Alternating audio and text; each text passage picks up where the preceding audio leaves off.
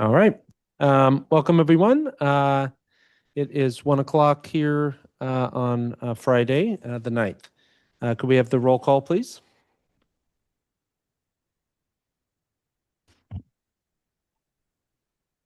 Belvedere.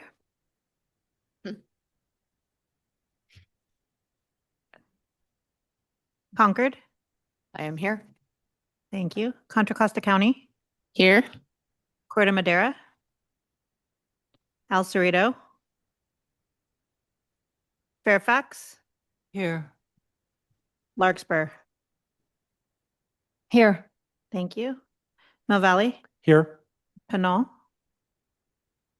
San Rafael. Here. Walnut Creek. Here. And Belvedere. I believe Belvedere's here, but quorum established. Thank you very much. And we have some opening remarks from our CEO before we begin.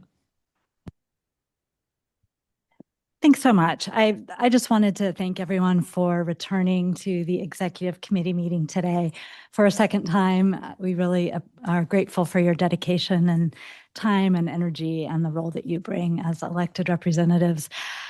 As discussed on Monday in the CEO report, due to the many cases of misinformation circulating about MCE in recent months, we will be pausing as needed throughout the meeting to correct any inaccurate information with facts. I know you're all aligned in wanting to make sure all our meeting participants come away with accurate information, and I'll address several brief clarifications from our Monday meeting.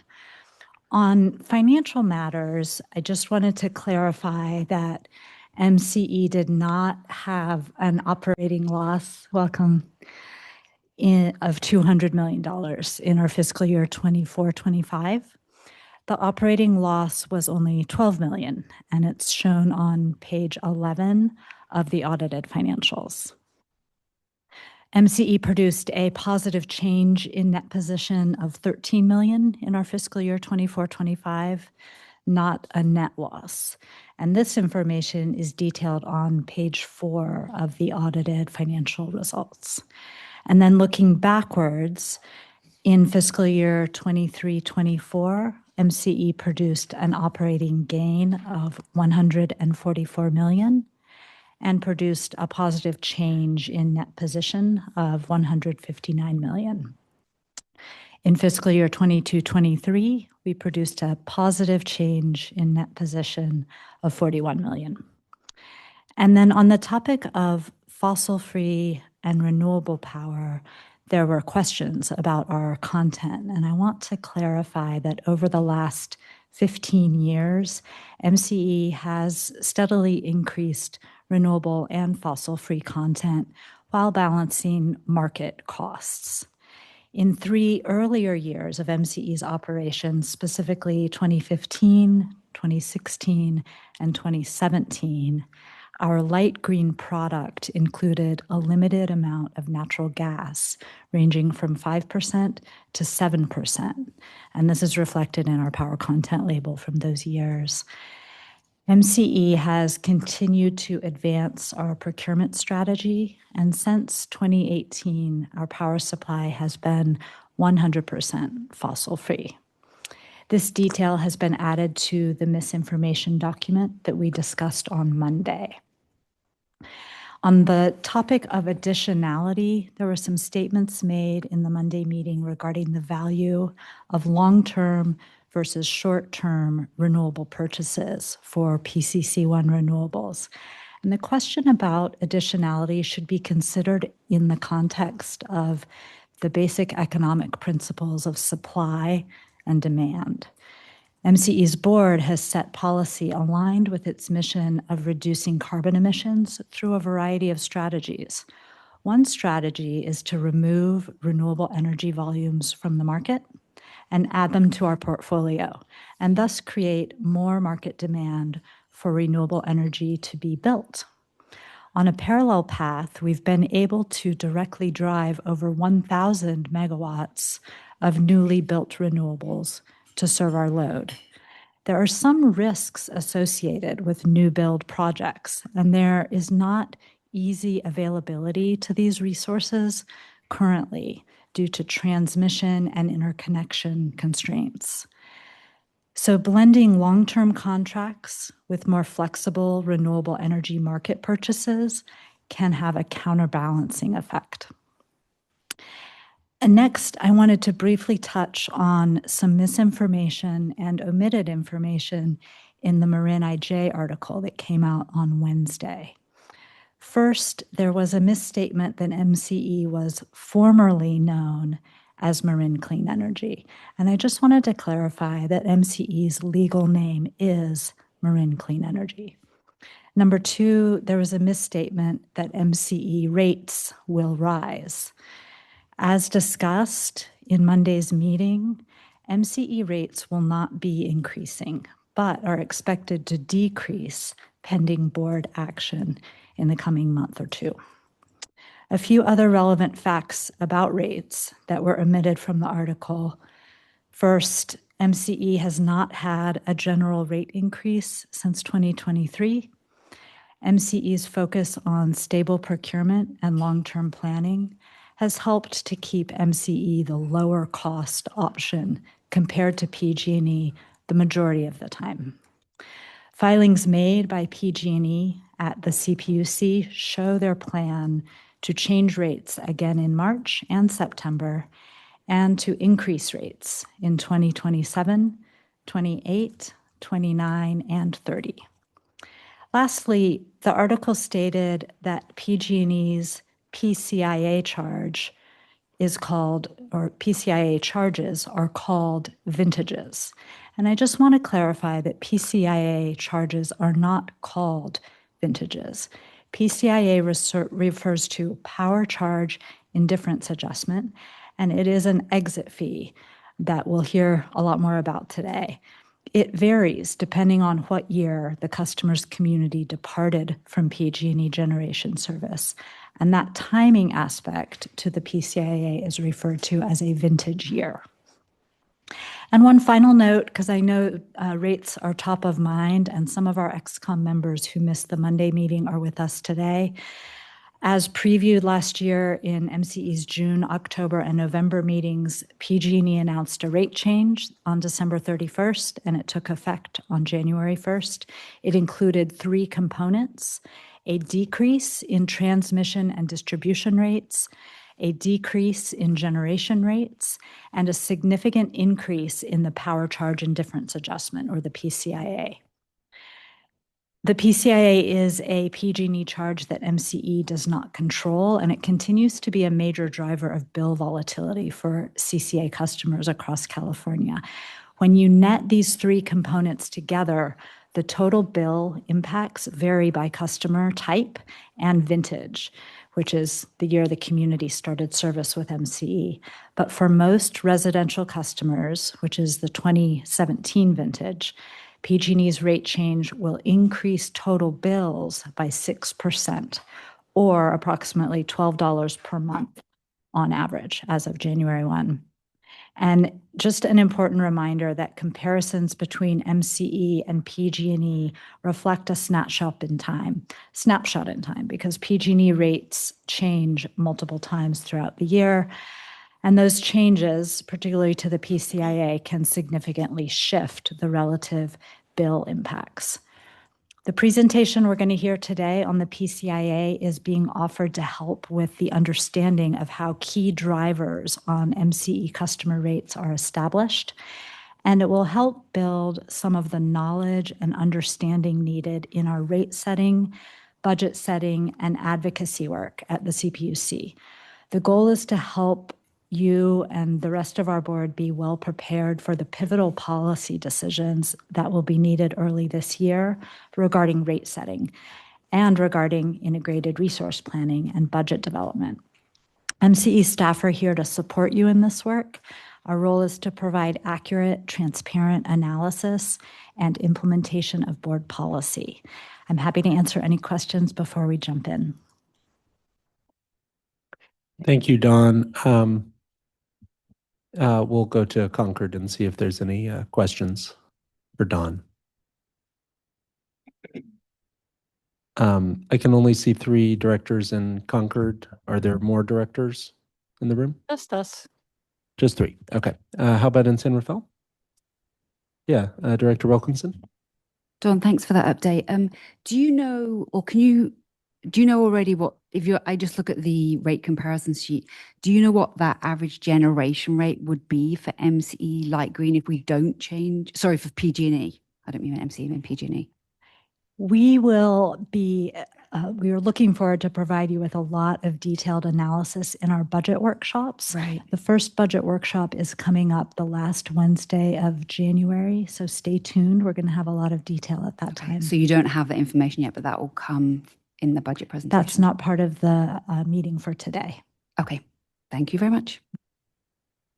Any other questions in San Rafael? All right, seeing none. Turning to our general counsel, this isn't on the agenda necessarily. Should I open it up for public comment? I would recommend that we just go into the next item. Yep. This is just an update from items that have already been stated at the last meeting. And then, excuse me, we would still make sure we need to have public comment after each item on the agenda. Yep. And no open public comment since we did it Correct. earlier in this meeting on Monday. Okay. Correct. Thank you. Sounds good. Thank you very much, Dom, for the report. We'll turn it now to item number 6, update on the PCIA and CPUC engagement. And I'll turn it over to Sabrina, who's joining us online. Thanks all. Can you hear me okay? We can hear you. Thanks. Awesome. All right. And Don teed this up very well. I'm happy to be with you all today. As Don mentioned, I'm just going to give kind of a brief overview of what you all know is a very wonky and complex and confusing and frustrating kind of process that is the PCIA, and some CPUC engagement on the IRP as well. Just kind of level set the conversation for future meetings as it relates to budget and rate setting and IRP approval, since we are in an IRP cycle year in 2026. Next slide, please. All right, so what is the power charge indifference adjustment, or the PCIA? As Don alluded to, right, the PCIA is a charge that all departed load, so CCA and direct access customers, pay to the IOUs. In MCE's case, of course, that's PG&E, which is intended to recover the above market IOU generation costs that are incurred on their behalf. And the intent for an MCE customer is to recover above market costs of generation resources that PG&E incurred on MCE's customers' behalf before they join, their communities left to join MCE service. So primarily, those are resources that PG&E contracted for while, for instance, a customer in Novato remained with PG&E. And then when they left, they instituted the PCIA to ensure that PG&E or bundled customers remain indifferent to customers departing PG&E service. And so what we really mean by indifference there is to prevent cost shifts, to make sure that customers who remain with PG&E, the intent is that they don't bear the cost of procurement that was not done on their behalf. Like I said, this is recovered by PG&E, so it's a PG&E charge. It is not an MCE charge, but of course it has a real and direct impact on our customers' bills. And as was mentioned, I think a couple times by Don as well, the PCIA has a vintage year. So there, for MCE, we have a number of vintages. We have many communities, 38 communities, many of whom who left PG&E service and started with MCE in different years. So we have a number of different vintage years. And the PCIA that each customer pays is dependent on when their community departed PG&E service and started taking service under MCE. And just for reference, as a start level setting point, in 2025, the PCIA was approximately 2 to 4.5% of a customer's total bill, dependent, again, on their vintage year, their rate, their average generation, things like that. All right, next slide, please. Okay, so really critically, how is the PCIA calculated? And again, the intent, right, is to recover those above market costs, or that indifference amount. So the way that that is done is really administratively by the PUC, the Public Utilities Commission, as the IOU portfolio cost minus the portfolio value. And portfolio costs, really, that's not as complicated. As you might expect, that part isn't super complicated. Includes things like capital expense, operating expenses, taxes, the value of the contracts, fuel costs, et cetera. Where we really get into kind of, the debate around PCIA and a lot of the challenges and the wonkiness is really on how we value that portfolio. So again, the indifference amount is portfolio cost minus portfolio value. But where things get tricky is how do we value the portfolio? And the way that that really is done is based on what is called market price benchmarks. And you'll usually hear those referred to as MPBs. And those market price benchmarks are determined by the PUC annually. And there's really 3 of them that make up the total value of the PCIA. There's an RPS adder, a renewable portfolio standard adder, an energy price benchmark, and a resource adequacy or RA benchmark. And those RPS adders and RA adders are intended to capture the additional value a resource may have if you can use it for RA compliant or RPS compliant. And importantly, really again, where some of this the fight comes in and some of the wonkiness is the calculation for the portfolio value are also based on a relatively short time frame. But the number of years of contracts that are put into the portfolio value each year is fairly short, which means the PCIA can vary significantly from year to year. Next slide, please. And again, so yeah, the volatile nature of the inputs to the PCIA, because RA, as you've heard a lot, goes up and down dramatically sometimes, especially in the past few years, the price of RA went really high. That impacts the market price benchmark for RA and can cause really volatile swings in the value of the PCIA. And this slide just kind of highlights how much the PCIA has changed over time. Again, there's a number of vintages, so I couldn't put all the vintages here. This is just a snapshot of one vintage.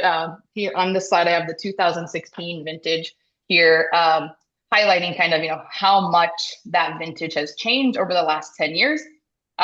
You can see that in the past couple of years, 2023, 2024, 2025, when the RA prices, for instance, were really high, the effect of that is to make the value of the PCIA portfolio higher, so which kind of suppresses the value of the PCIA. In 2026, we've heard a lot about how much the PCIA is increasing. We'll get into that a little bit more, but changes to the methodology on the market price benchmark this year by the PUC had one impact of increasing the market price benchmarks, increasing the PCIA this year. In addition to some true-ups and some, in our opinion, illegal retroactive rate-making application by the PUC have led to this kind of really high increase in the PCIA for 2026. Again, you'll see that it's not necessarily out of the realm of where the PCIA has been historically. And I think one of the things we'll probably discuss when we talk about rate setting is, we did in general foresee and forecast that the PCIA would kind of increase again in the future. And that's one of the reasons we had been, I think, so diligent in building our reserves and planning in the past several years. What we couldn't have foreseen, though, is some of the methodology changes. And I think, again, what we would class as improper decision-making by the PUC that have additional impacts on the PCIA. All right, next slide, please. All right, so as I said, the PCIA, it is set annually by the PUC, and that's done in a proceeding, generally done in a proceeding called the ERA proceeding, the Energy Resource Recovery Account proceedings. And again, a CCA customer's obligation to pay the PCIA, or whether your PCA charges, depends on the vintage year. Again, the vintage is dependent on when your community joined MCE, not necessarily you, but when your community joined MCE. And this, I want to be clear here, this is a illustrative example of the PCIA and trying to explain the contract and cost allocation piece for vintages and why the PCIA might vary so much between vintages. These are not actual numbers. This is just kind of trying to highlight how portfolio costs can be very different for very different vintages, because each vintage is made up of the contracts that were procured by PG&E in all of the years before you departed PG&E service. So in 2016, you have 2016 vintage, you have all of the contracts that were signed prior to that assigned to that vintage. In 2022, you'll have another set of incremental contracts in there as well. And then if you were in 2024, there would be kind of those 23 and 24 contracts as well. And historically, what we've seen is that the older vintages have been more expensive because they've included resources, especially renewable resources that were signed when costs for those resources were really high. And then in the more recent years, you would have seen resources like batteries really enter the portfolio. So those like later 2020 and onwards years. And those resources have historically been very valuable, especially because they provide a lot of RA value. And as RA prices have gone up, the value of those portfolios has been higher. It's not captured on this slide, so it's not as clear. Just trying to highlight here that really the PCIA vintage rates depend a lot on the type, cost, and value of the resources that are in your vintage, and that really is just changing kind of every year for every vintage. And then this year, we'll talk about it in a few minutes as well. One of the things that really changed was the value of the portfolio based on these methodology changes. So while we had seen, for instance, the vintages that had more battery resources in them have a lower PCIA because of methodology changes to the value, they are actually the more expensive vintages for 2026, which is something we haven't really seen before.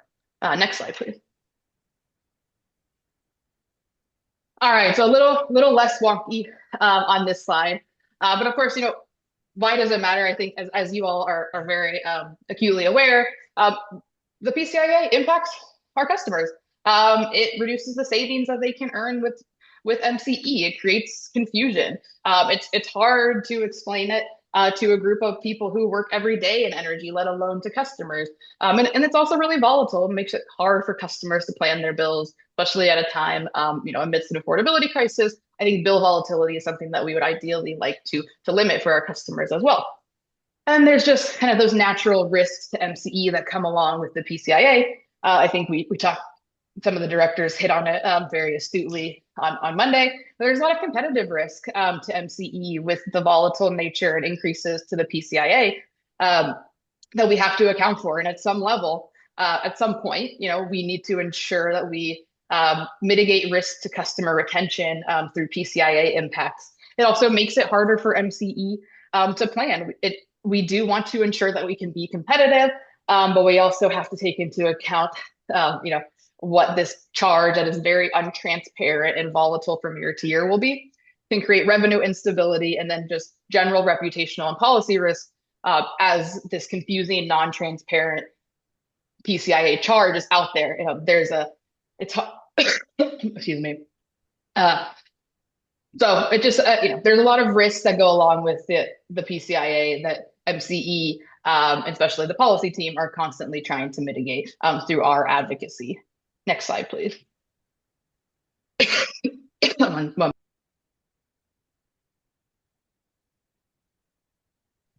Okay. I think we chatted about this a little bit at our November board meeting.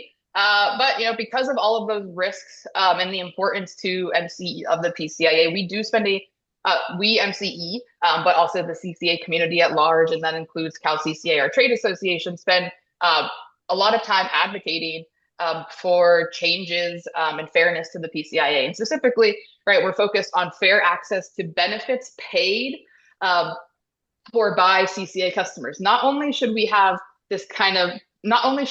ensure that bundled customers or customers that remain with PG&E aren't harmed by CCA customers, we should ensure that if a CCA customer paid for these resources, say in 2018, for instance, for the REC value, that they should get credit for that when it's used for compliance, for instance, in 2026, which I'll get to in a minute.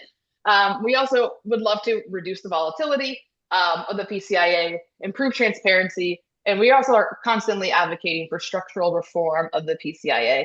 And that includes, things like looking to sunset or get rid of the PCIA optimally, buyouts of the PCIA, revintaging contracts to ensure that customers aren't paying for them once they are no longer needed. And then also ensuring that IOUs are required by the Public Utility Commission to actually optimize their portfolio. I think there aren't many industries where businesses are allowed to charge customers who have not been served by them in over 15 years to continue to collect costs by them. And there's some questions about, portfolio management that is being allowed by the state right now that we would love to influence. Next slide. All right, and so how is this playing out? There's two main proceedings right now that PCI advocacy is taking place in. You heard me mention the ERA proceedings, where the PCIA and PG&E's generation rates are updated annually. The 2026 ERA forecast decision by the CPUC, which set the PCIA rates that went into effect on January 1st. In MCE's opinion and the CCA community at large, that decision contained legal errors that we are seeking a remedy to at present. The two main errors that we see the two main legal errors that we have pointed out in the ERA decision are this application of a new and retroactive market price benchmark methodology for resource adequacy. And that's part of the reason, as I mentioned, the value the value of the PCI has dramatically decreased as a result of this retroactive application. And so that increases PCIA, and we would say that was done unlawfully. Generally, retroactive rate making is something that you just stay away from for a host of reasons. But unfortunately, we did see retroactive rate making granted to PG&E by the PUC in the ERA forecast decision and a PCI decision earlier this year. And the second issue, I think that is very troubling to us, and we would say also implemented unlawfully to increase the PCIA, was the PUC's allowance of PG&E to adopt its proposal for what are called banked renewable energy credits for years prior to 2019. And really at issue there is kind of this indifference principle, equity, fairness, and making sure that the resources that customers paid for before they departed, they're getting the value of those full resources. So in this instance, PG&E essentially proposed to not give, and was allowed to not give, any value to RECs that were purchased before customers departed to those customers when they were used for compliance. So they were valued at zero rather than being valued at the market price benchmark, which we would say is a clear indication of a violation of the indifference principle and potentially showing preferential treatment to bundled customers, and really only concerningly, seemingly applying the indifference principle in one direction. That principle should have applied both ways. But it does appear from this decision that the PUC may only be looking at the indifference principle in one direction. And we're working on potential legal options to this decision right now. And I don't want to say too much more on that just because we haven't done anything yet, but I think there will be some action on that soon. And I'll make sure that Dawn has that information for her CEO report before the January board meeting. Next slide, please. Okay, and the other proceeding where changes and PCIA advocacy is really active right now is a PCIA rulemaking that the PUC opened in 2025. This track one of this proceeding was where I alluded to the market price benchmark for resource adequacy being changed. And this is really the decision that allowed retroactive application, which increased the PCIA costs. CalCCA did file an application for rehearing with the PUC in October, or prior to October. It was denied in October, and we have now filed an appeal that we are waiting on a response from with the state court, the third district. So more to come on that one, hopefully, but we are actually appealing that decision because we do think that the retroactive application is unlawful, and that the record was based on not enough evidence. So we have appealed that one, more to come. And I do need to make a live edit here. There is going to be future phases of the PCIA proceeding. It was supposed to be track 2 would evaluate all of the widespread long-term changes to the PCIA methodology, really that structural reform that I mentioned.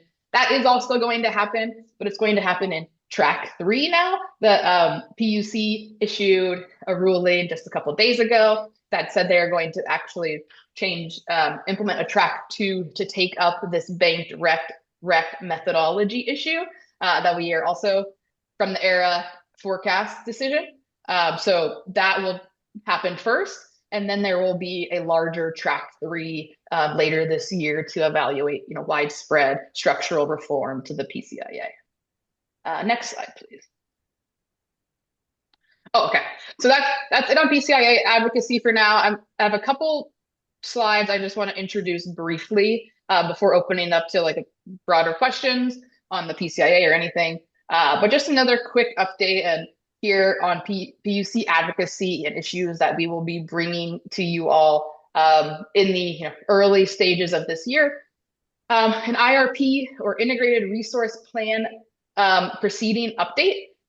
We talked about this a little bit at our November board meeting as well, but just a refresher, the CPUC uses the Integrated Resource Plan process for long-term procurement and transmission planning for the state. The goal of this is to maintain grid reliability and ensure that California is on track to meet all of its decarbonization goals. So how the IRP generally works is the CPUC works in coordination with the California Energy Commission and the CAISO to determine a statewide energy forecast and a statewide statewide carbon target. And then once they build that state forecast and that carbon GHG target, they allocate out need to all of the load serving entities that they have jurisdiction over. And we are required to submit IRP plans every 2 years based on those updated forecasts. And we, outside of those, and this 2026 is actually an IRP cycle. So we will be bringing a new IRP, refreshed IRP to the board in the coming months.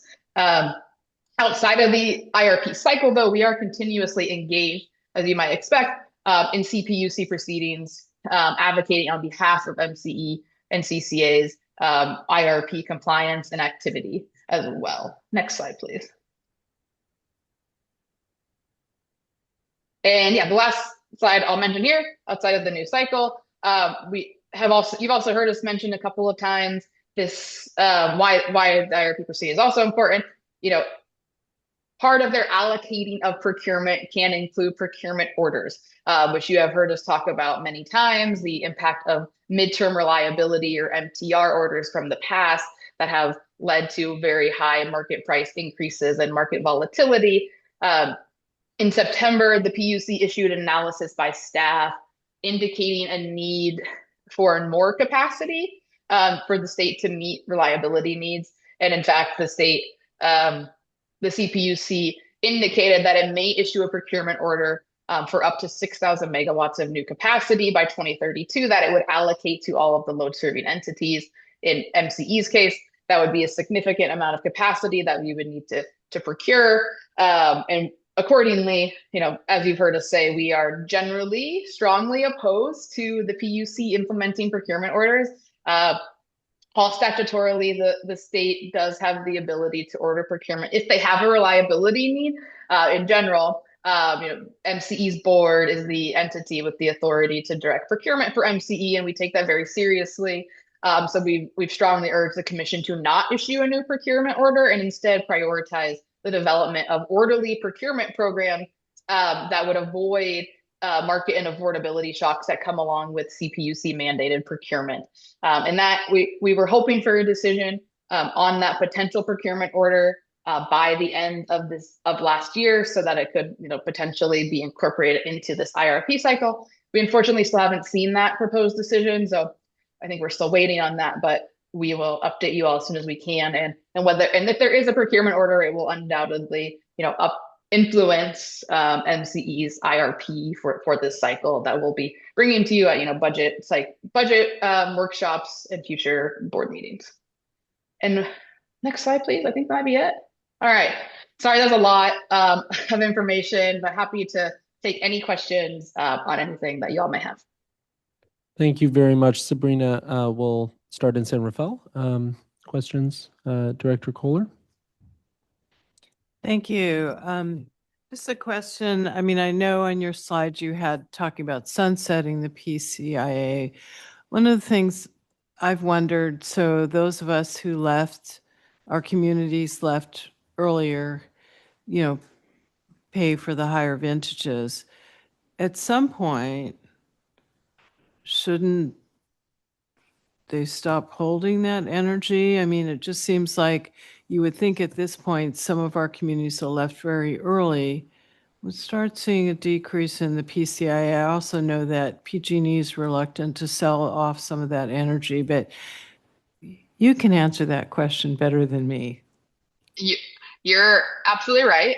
That is at the crux of the arguments around sunsetting on the PCIA. I think the logic when the PCIA was first implemented was that you would, not to get too wonky here, but if the contract was a 20-year contract where the resource had a depreciable life of 20, 30 years, that the idea was you pay for it through the life of that asset or that contract. And a lot of those contracts, unfortunately, are 15 to 20-year contracts. So we would expect to start seeing some of those roll off soon. One of the other disappointing things we've seen over the years, however, is, for instance, if there's a utility-owned generation resource, a hydro resource, for example, that's in the portfolio, the IOUs PG&E has requested to extend the life of that resource beyond the depreciable life that was ever accounted for when MCE was when Novato customers or whoever was there, to really keep that resource in the PCIA for potentially another 20 or 30 years based on the depreciable life extending. So that's what we also talk about with the revintaging. We would like to see, a minimum revintaging, if not sunsetting or removal of these resources from the portfolio entirely. So you're right. They are reluctant to sell these resources. There is value to them to retaining them. And so that is why we have to be really strong advocates in trying to change the methodology of the PCIA, the optimization, encouraging the PUC to require them to sell resources that they don't need or allocate them out to other entities or CCAs. Yeah. It also seems that, thank you. I mean, it also seems that when they start all over, for example, with Diablo Canyon that was supposed to close, that, our customers shouldn't be paying for that anymore. Same with the large hydro. So I guess I'm preaching to the choir here, and I've been sitting here a long time listening to our arguments that seem to not go very far with the CPUC, even now that we're part of CalCCA, which we have been for a number of years now. So do we have any hope on the horizon to even make, smaller changes where, a lot of Marin communities left quite early, and it sure seems like we are paying the higher PCIA, which is really impacting our customers. Is there any hope for even small changes rather than going for some of these wholesale changes? I think there are. I think, when I highlight here all the things that we think are legal errors, there were some pieces, for instance, in the decision that we did support as well, that would provide stability to the PCIA overall, to the changes to the methodology. And I think we're hopeful that we can get some common sense reform in this kind of longer PCIA proceeding that will take place next year. We absolutely are, considering all avenues of advocacy, outside of the PUC as well. So I think there is some hope, but I think that's also where, over time we can use your help as well, and kind of continuing to point out kind of some of the absurdities of the methodology in the PCIA, how long it's been continued to go on. yeah, I would say I have to remain hopeful, and I hope you all do too, and happy to work with you all to get changes made. I think we have the principled arguments, and I think we're excited to continue making them. It's unfortunate what the PUC has implemented this year, but that's why we're being really strong in our advocacy against the PUC's actions here, because it's we are hopeful that somebody will realize that there are changes that need to be made here. I think I would just urge that we start looking at some of the smaller things that we can maybe chink off. And it kind of doesn't matter who's the commissioners on the CPUC. Carla Peterman, who left, is, who was one of our big advocates, VP at PG&E. So, I've known some of those commissioners to be true environmentalists and really care about Cal CCA's cliff, and it hasn't changed. There's a lot of loyalty for the IOUs, which probably is valuable, but also nobody wants those transmission lines. So thank you for your advocacy, and thanks to our team who've worked on that. Thank you, Director. Director Wilkinson. Sabrina, thanks for the presentation. I have just a technical question first, which is, of those 3 components to the PCIA, the RPS adder and the RA adder, are they the same for every vintage, or do they vary as well as the energy component? That's a great question. They are the same annually for all vintage, across the resources. So right now, it's a great question though, because that's one of the, that's a kind of a blunt instrument, right? That every resource has the same RPS adder and RA adder across vintages. So there's not a special RPS or RA adder for storage, for instance, versus wind. It's kind of the same one for each resource. Okay, that makes sense. And then the second question was, of the big increase in the PCIA that we're seeing this year, 2.5 cents or whatever it is on average, the increase, how much of that do you say is due to legal errors? Meaning, I'm assuming of the RPS adder, it's not all pre-2009 banked recs. It must include others as well in terms of them meeting their RPS requirements. So I'm just trying to understand, if you do have success on those legal routes, how much of a change is it really going to make? That's a great question. So going back to the transparency issue here, as we are competitors to PG&E, we actually have to hire a reviewing representative to see all of the confidential information. So we don't know the exact amount as the CCA is going to be, but hundreds of millions of dollars are tied up in the RPS, the banked rec issue, is what I can tell you. So what that would exactly amount to in terms of the PCIA for MCE customers, I'm not sure, but it is a significant amount of money.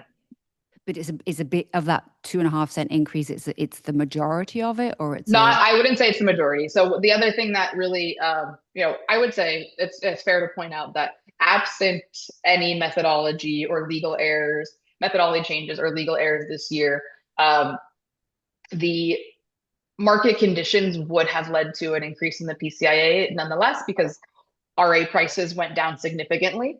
Energy costs were much lower than forecast. And so there's a true up component to the PCIA. So we would have expected the PCIA to increase anyways, but we wouldn't have seen it to this extent. And I think it's a great question. I'll make sure that, when we bring this back, we have the detailed answers to give you on the percentage of each one. I just don't have the information right now. Okay, that's great. Thank you, Sabrina. Vicken, I see your hand's raised. Go ahead. Yeah, thank you, Director Wilkinson. Just general information. Each 1 cent has $55 million impact on MCE. Just to give you a ballpark impact, about a couple cents would be more than 100 million. So thank you. Thank you, Vicken. Other questions in San Rafael? Director Beckman. Thank you. First, just kind of big picture. We saw that graph at the beginning of the presentation showing the PCIA for the 2016 vintage across years. How different is the threat environment now than it was, say, in 2020, 2021, when we saw similarly high PCIA? I might ask Dawn if she wants to answer that one, just she might have a broader perspective on that. Yeah, can you say more of what you mean by the threat environment? I have heard, I think, pretty dire concerns about the competitive situation that the CCAs are going to find themselves in if these CPUC changes stand.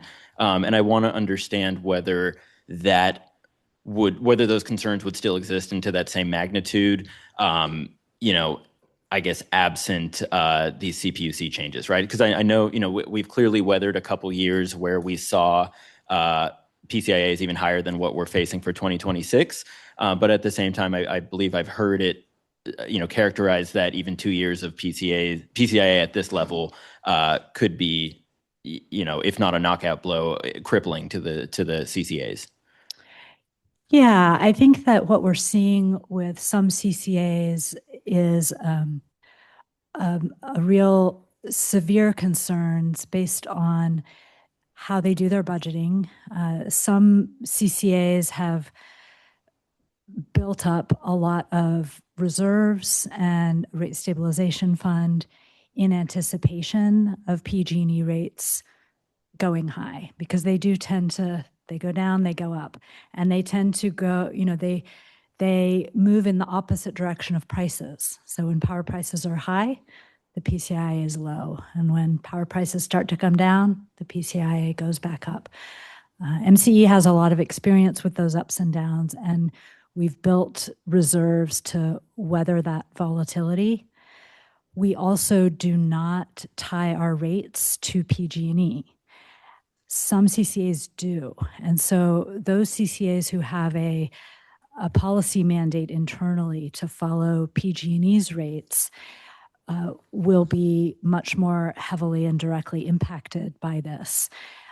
Also, CCAs that have not built up the same level of reserves and rate stabilization fund may find themselves running out at some point.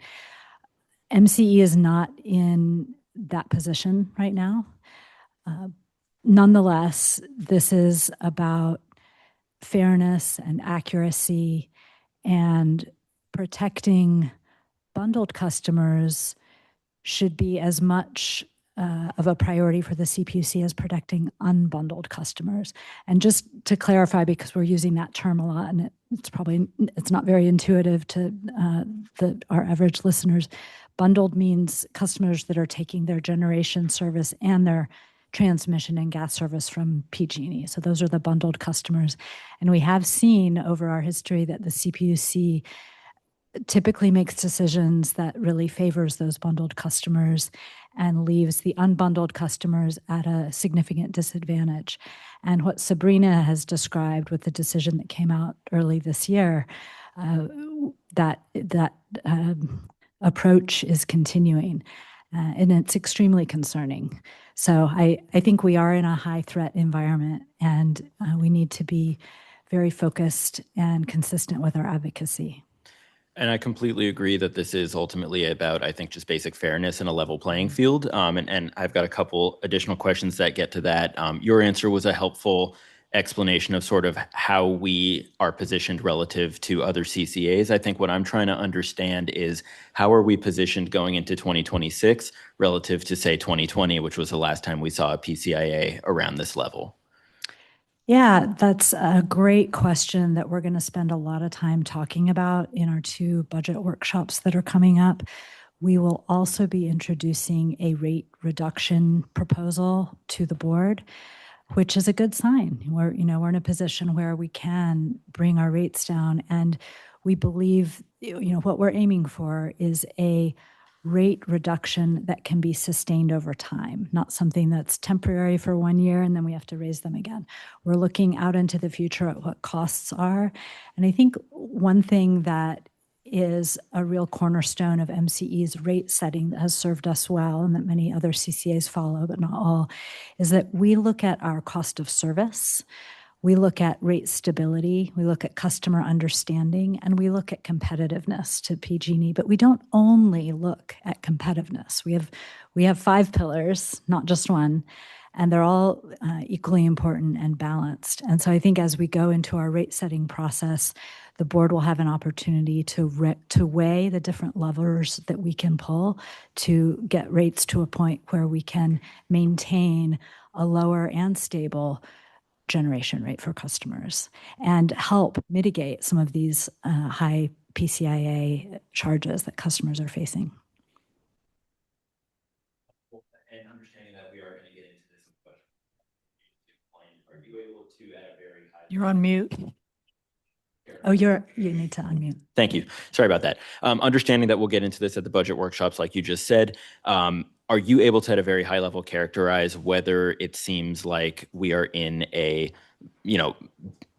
more precarious, less precarious, or comparable position going into this high PCIA year relative to 2020, perhaps in light of the CPUC changes? I think the decisions that the CPUC is making at this point in the PCIA dialogue are similar to what we've seen in the past.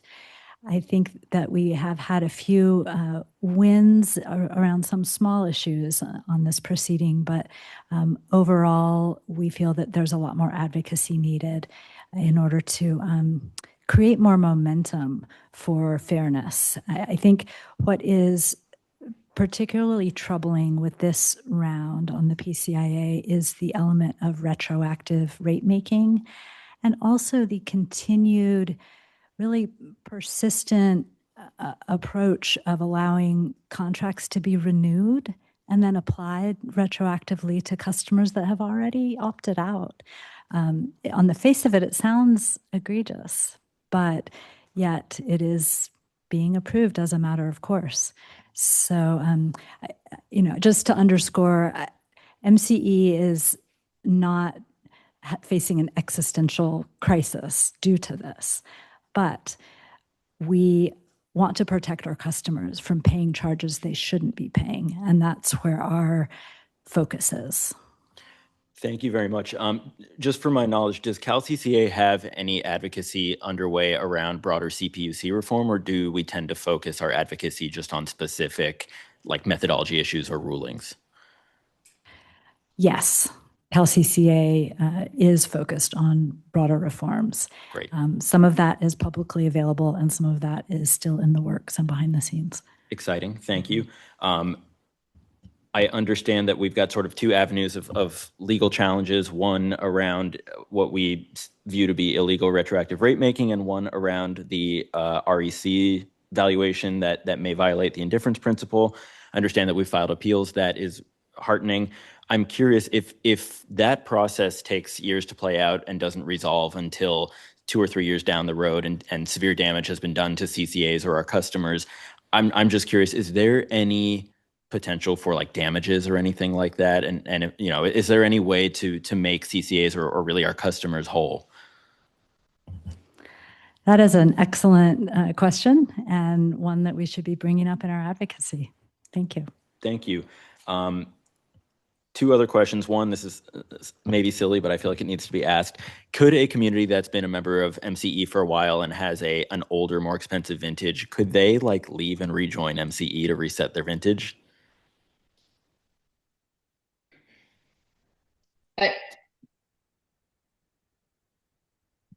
Go ahead, Serena, if you have thoughts on that.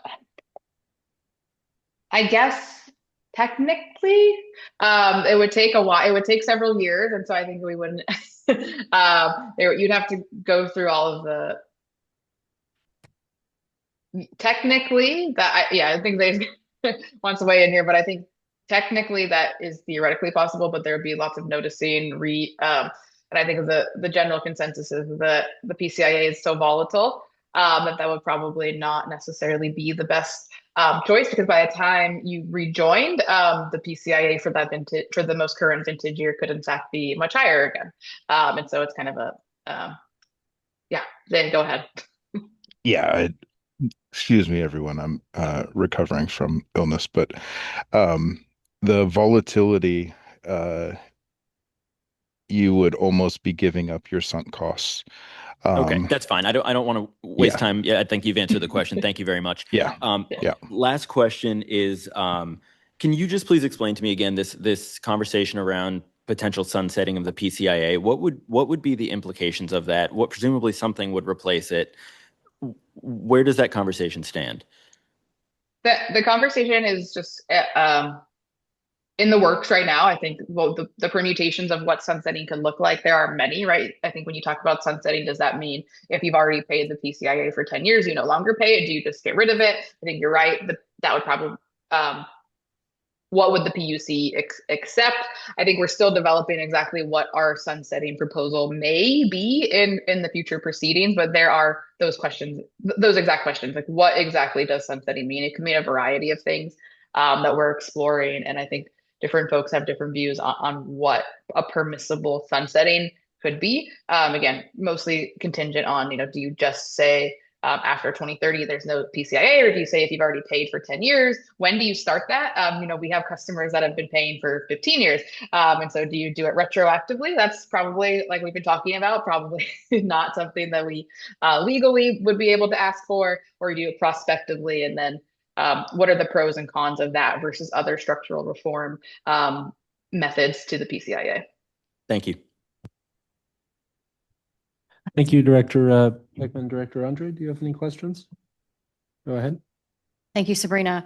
Yeah. I just have a couple of questions. One, so from your presentation, it looks like the PCIA fee is about 2 to 4.5% of the customer's overall bill. And from my calculations, the PG&E delivery rate is about almost 60 to 65% of the customer's bill. And so does the PG&E delivery rate change from CCA to CCA or by vintage year, or is that just a flat rate for everybody? Great. Yeah, great question. So delivery rates, so T&D rates are dependent, transmission and distribution rates, apologies, are the same for every customer that's on the same tariff. And so if you are on a particular rate schedule, then you would have the same transmission and distribution rates no matter where you are. There are, they feel free to weigh in. There are small other types of rates that might vary, but generally speaking, your delivery charge is dependent on your rate schedule, which is the same no matter where you are in PG&E service area. Okay, great. Thank you. And then if I'm a customer and, for instance, let's say MCE was formed in 2009, 2010 timeframe, but I'm a customer and I don't join my CCA until like 2013. So is my vintage the year the CCA was formed, or is it the year that I joined the CCA as a customer? The year that your town joined MCE. So okay. if your town joined in 2010, but you didn't join until 2013, generally speaking, you would be on the 2010 vintage. Okay, so it's the year that the jurisdiction exactly joined the CCA. Okay, and so if that's the case, then I understand there are different vintages and they vary by year, but for every CCA, if you joined in 2010, you would get the 2010 PCIA. That's correct. Yes. Fee. Okay. Yep. So that doesn't vary among CCAs. Right. The vintage year is the vintage year for all CCAs. Okay. Got it. Okay. Thank you. And then so it's really not, so if the vintage year is the same for all CCAs, then, and it just really depends on when your jurisdiction, joined or joined a CCA, then really it's not a fair statement to say that MCE pays a higher PCIA. It's just, because everyone who joined in the same year would pay the same PCIA fee. Yeah, yes, though I think when we're saying that, I think we mean like on average, we have more folks in vintages with higher PCIAs. I think and so I think it's more about an average statement when we're saying that. That we have more, because as MCE is the first vintage year, and historically the older vintages have been higher. I think that's where that that phrase comes from. That we've generally had more customers with higher PCIAs than other CCAs who have joined earlier, which have typically had much lower PCIAs than MCE. Right.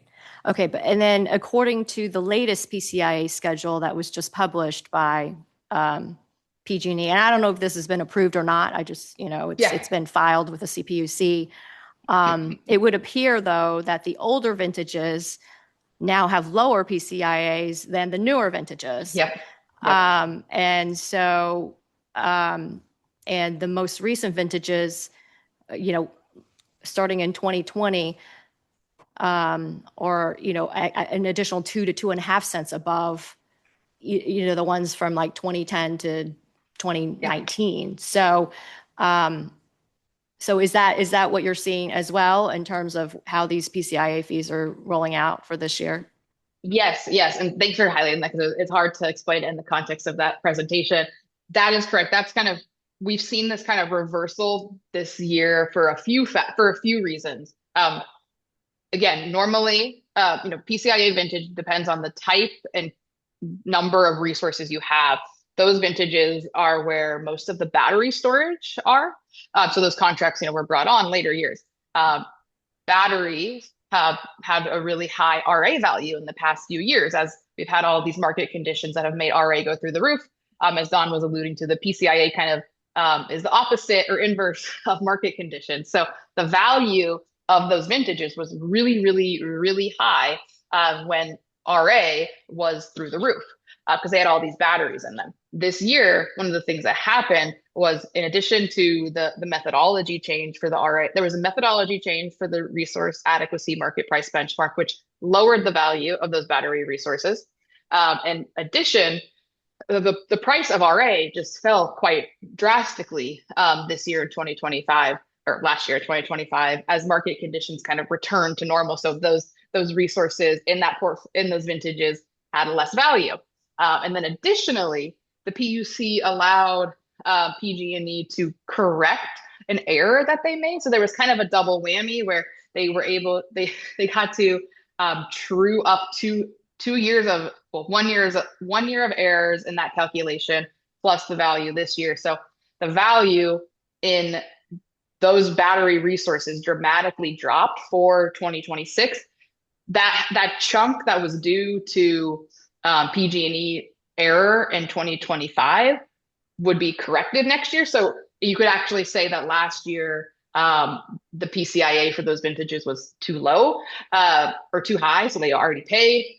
It's very wonky, but yes, that's what we're seeing, and it is a result of kind of a trifecta of issues: lower market prices, and then also methodology and CPUC decisions that lowered the value of those resources in those vintages for 2026. Okay, thank you. But I just want to, and I think, when we talk about rate setting at the board level, I think it's important to note that if we're talking about the PCIA, the older vintages are now less expensive than the ones, from 2020 on or 2021 on, with the exception of, 2025 and 2026. So, Yes. While our PCIA fees are going up, they're not necessarily going up as some of the newer vintages. Great, thank you. Yeah. Thank you, Director. We'll go to Concord. Director Scales Preston, do you have any questions? No. Okay. Director Nakamura. I don't have any at this time. I do think that the questions that have been asked and answered have been very good, and I appreciate the presentation. Thank you, Director. Director Darling.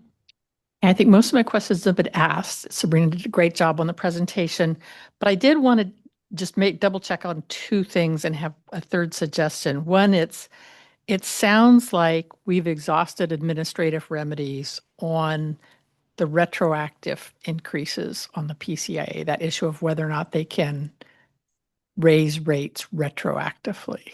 Is that correct? Yeah, we have asked for a rehearing from the PUC that was denied, and we have now filed an appeal on that issue, and so we are just waiting there. Yeah. So we still have yes, the appeal. Yeah. It's not quite we have exhausted. the appeal, but we have exhausted our options, and we are now waiting to see the outcome. Okay, and then you asked for letters in early December on the banked recs issue, and I think a lot of our jurisdictions did that. So that issue is now become track 2 on the PCIA.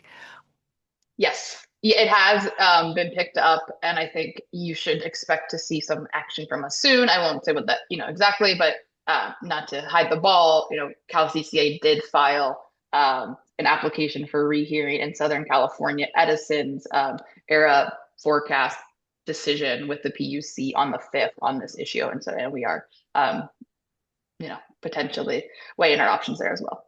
Okay. And then the third thing is, this is more of a procedural thing. We're at that time of year where I know in our city we adopt a legislative agenda that allows us to respond quickly to issues like the call for early December letters. Is there anything we should be making sure is in our legislative agenda relative to power? And you don't have to answer that now, but you guys should think about whether or not you want to send everybody a short paragraph on what should be in our legislative agendas. Absolutely, we could do that. Thank you. Thank you. Sabrina, can I just follow up with a couple of additional questions? When we talk about the PCIA and it's by vintage, and we always say that our average PCIA is on the higher side. But when you look at the rate comparison sheets for all of the CCAs in Northern California that compete with PG&E, at least on those rate comparison sheets, we seem to be very much in the middle rather than the high end. So is that claim because we're also looking at CCAs in Southern California as well? Or am I just misunderstanding that? I would defer to Don or Zay, who would know more there. Yeah, and I think Zay is best to take that. But Director Wilkinson, if you can clarify the point in time at which you're looking, because it varies a lot. So from the September, October ones that were the rate comparison sheets from September, October of 2025. Which rate comparison sheet? The ones that are on PG&E's website. The comparisons between PG&E and each individual CCA. Okay. Would you like to comment on that now, Zay, or follow up after? I think we'd need to follow up because I would need to look at exactly the context for which they're comparing. But in general stance, our average is based off of 2017, which would also incur some of the prior ones. So our higher amount is also due to the amount of time from that 2017 time point to the 2024 or 2025 that they would be referencing. So when you think about the newer CCAs, they have a newer PCIA.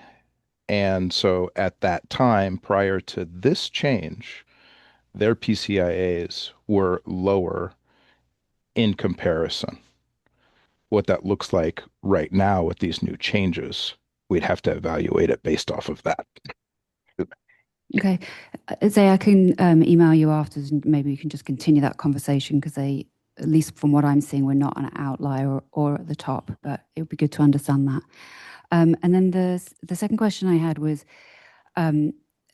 more a question, I guess, longer term, which is obviously the change in the PCIA is only one of the things that is happening this year, and the reduction in PG&E's generation rates is significant too, probably more significant than the PCIA change. I know we don't have the details yet of that. PG&E, as I understand, provides sort of medium-term forecasts for their rate expectations, which is, Dawn, you shared that those are going up again in coming years. And my question is, how much certainty is there around those outer years in terms of what PG&E is projecting?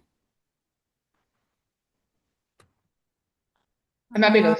Oh, sorry. Go ahead. Yeah, give it a stab. I know it varies a lot, but go ahead, Sabrina. It varies a lot, and I think one of the challenges with forecasting IOU generation rates, the way that the IOUs and PG&E do generation rate setting is it's a lagging indicator. It's really kind of a balancing account. So they set forecast rates for the year ahead. And that is based on expected market conditions and market forecast for prices at the time, and based on expected sales. And then the next year, if there is a significant deviation in what the forecast energy price was from what they forecast and sales revenue in general, they have to true that up in their 2027 rates. So for 2026, one of the reasons we're seeing this really large decrease in PG&E's generation rates is because they had forecasted that the cost of energy and RA and all these things would be really high in 2025, and it was lower.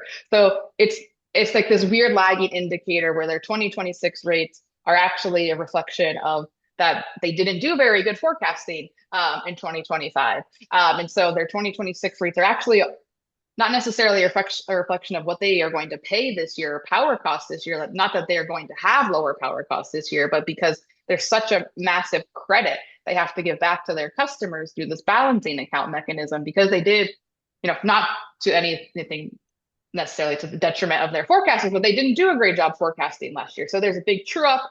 And so I would say we have some certain, medium certainty in those forecasts in the out years, because we're all basing them off of our forecasts for market forward prices, RA prices, RPS prices, things that change. And then we're also basing them off of load forecasts that can significantly change. I think, as Dawn's mentioned, and the past couple of years, we've had much lower load in the summer months than we were expected, which can impact their generation rates and have resulted in kind of a decrease in their generation rates. And the way MCE does rate setting is not kind of based on this balancing account methodology that the IOUs are forced to do from the PUC. So it's not a great answer to your question, but that is a explanation, a little bit of why their generation rates are so much lower this year, and why I don't think we would expect that to be the case next year again. So when you do your medium-term financial modeling, you're assuming their forecast for now is correct on those outer years, or you make your own assumptions around that? Well, I can speak to the question about financial modeling. We focus on our cost of service, our projected cost of power supply. Known costs are what we plug into our model. If we want to look at projected rate competitiveness, that would be outside of our standard pro forma model, but that is something we often do as part of our rate setting process. PG&E's projections aren't extremely reliable.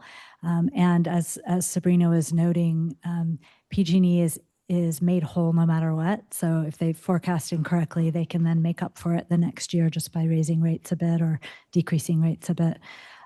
So there's a lot of variation. It's not a very reliable metric to plug into a standard model, but it is something we'll be showing you as part of the rate setting process. Right, and the rate setting process ultimately will determine the financial performance to some degree. It's the other one side of the financial statement. Yeah, good point. Okay, thank you. Thank you, Director. We'll go to public comment. Are there any public comments in San Rafael on this item? All right, seeing none. Any public comments on Zoom? I see no raised hands, Chair. Are there any members of the public in Concord? There are no members of the public in Concord. Thank you very much. Sabrina, any final deliberative comments or any last words? No, thank you for bearing with me on all the wonkiness there, and happy to chat anytime about this stuff. Much appreciated, and we appreciate your advocacy. Thank you.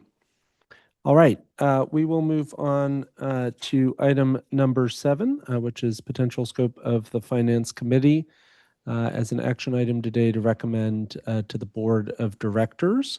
I want to turn it to Justine, who's going to put up on the screen where we left things off last time, and then we can do a little bit of work all together. And I'll turn it over to Justine to kick us off. Thank you, Chair. I'll go ahead and say a few remarks before I pull that up on the screen. So staff has provided an updated Finance Committee overview pursuant to the feedback that we received at the December 1st Executive Committee meeting.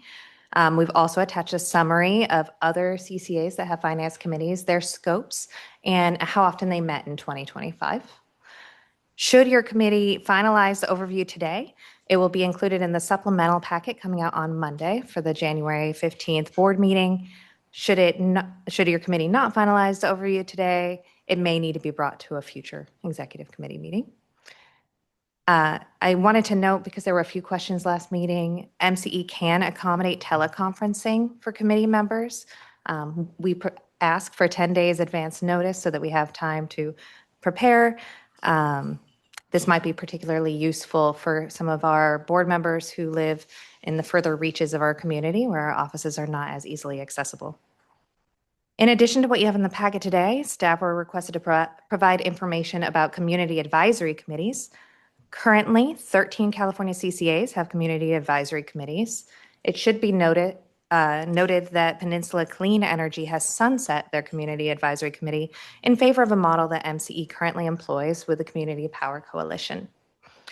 Immediately after the December 1st meeting, I reached out to the clerks of the board across CCAs in California, asking them if they had non-voting citizen members on their board. Clean Power Alliance, San Diego Community Power, AVA, Peninsula Clean Energy Alliance, and Sonoma Clean Power responded to me. Of those, only one has a non-voting citizen member sitting on the board currently, and that is AVA. That seat is held by the chair of their Community Advisory Committee. I'm happy to take questions now, or I'm happy to share my screen and we can dive into the draft.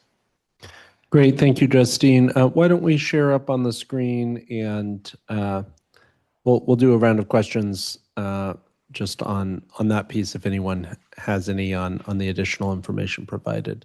We'll start in Concord. Are there any questions for Justine just on the points Justine just referenced?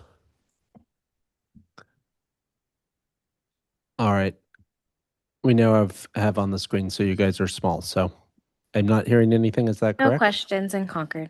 All right. We'll go to San Rafael. Any questions on those pieces? All right. Seeing none, we'll move on. Do you want me to walk us through, or would you like to take the lead? I'm fine either way. Feel free to take the lead on walking through. Yep. For ease of editing today, I did add numbers on the side that you don't see in your draft. Yep. If there is a requested change, highlighting that number for me will help me find it. Thank you. Great. And I would just ask the committee in regards to this document first. Sounds like there's not questions, but I'll just ask if there are any questions, and then we'll do public comment, and then we'll come back and edit just so that we can get in public comment prior to making changes. Are there any questions on anything in this document or in our previous process? All right. Seeing none, we'll go to public comment. Yeah, go ahead, Director Andre. Just a few questions about pertaining to the scope. I thought last time we had talked about internal controls, or adding that to the finance scope in terms of reviewing and ensuring that we have strong internal controls. Thank you for your question. Yeah. So I went through the recording and there were 2 committee members who noted internal controls. What I've added to the scope were items that had more of a plurality of the committee. So I did not add that item because it only did have 2 members indicating that interest. If there's interest to add that today, I defer to your committee. Okay, great. Thank you. And then also when down on the committee size and member selection process, my recollection is that there were a number of comments from board directors, the public, and also members of XCOM in terms of having some sort of finance background or experience broadly defined, but I don't see that in this document. Yeah. So we went back and forth on that a little bit, and in reviewing the recording, we felt that if we don't define that there is energy industry experience, that financial experience could be applied broadly. This was mentioned a few times during the meeting that, pretty much any board member has a certain level of financial experience as they approve budgets. As such, we chose to strike it because we thought it would be limiting for board members who may not define themselves as financial professionals, but who do have the experience.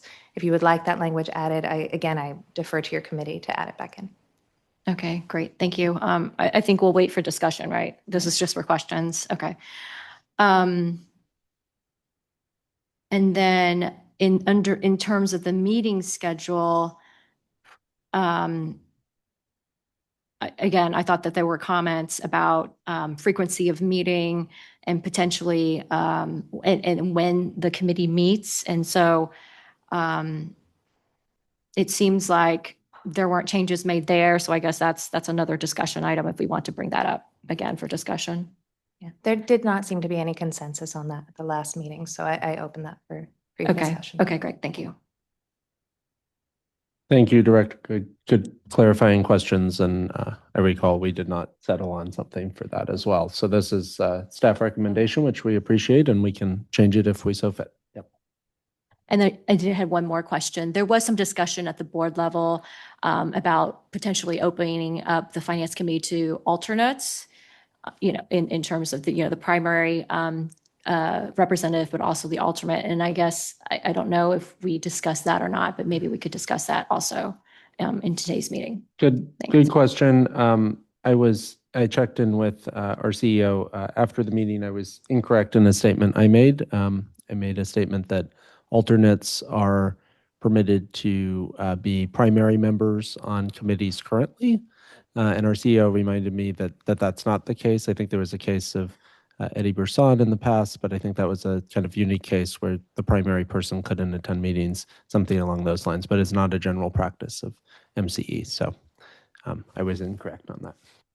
I don't know, Don or Catalina, if you want to weigh in on that. I just wanted to clarify something, actually, something different that was just stated. I just wanted to clarify that the Finance Committee decision that went to the board and the scope before you here really shouldn't be characterized as a staff recommendation.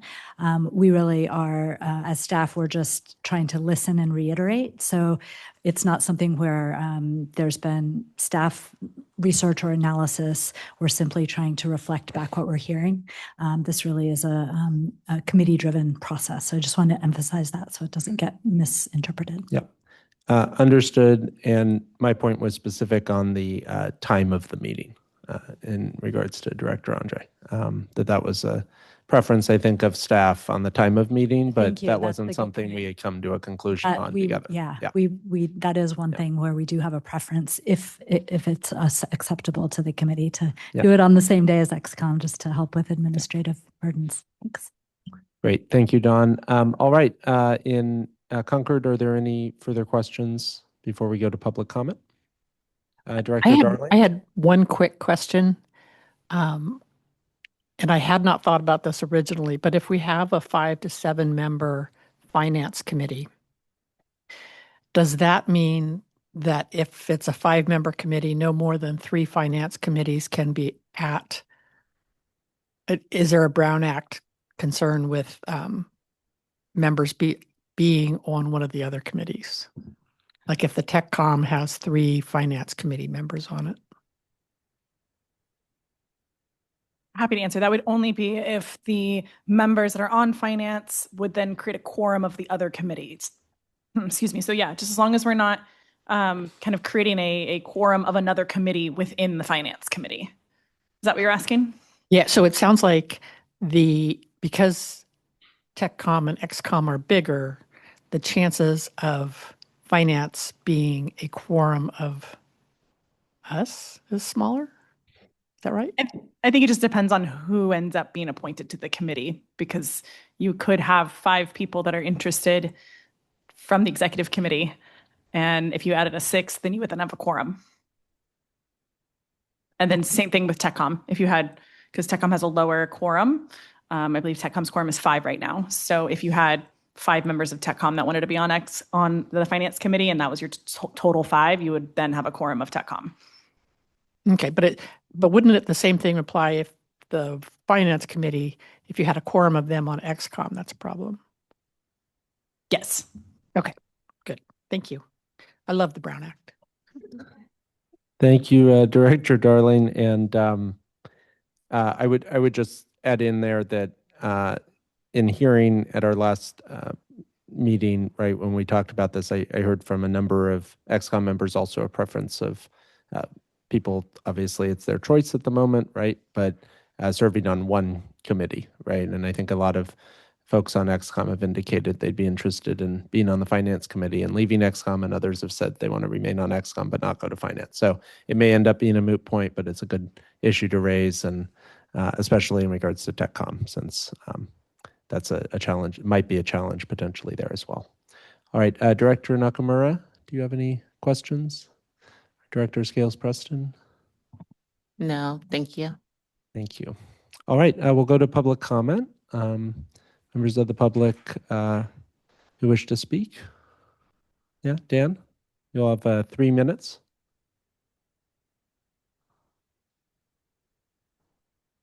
Go ahead. Good afternoon.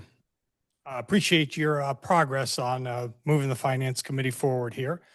Just a couple comments. It's generally common sense and best practice that the Finance Committee or someone outside of management reviews the financial controls, appoints the auditor. It's just kind of best practice, obviously, to prevent potential conflicts of interest. So that's just one thing I think should be added to scope.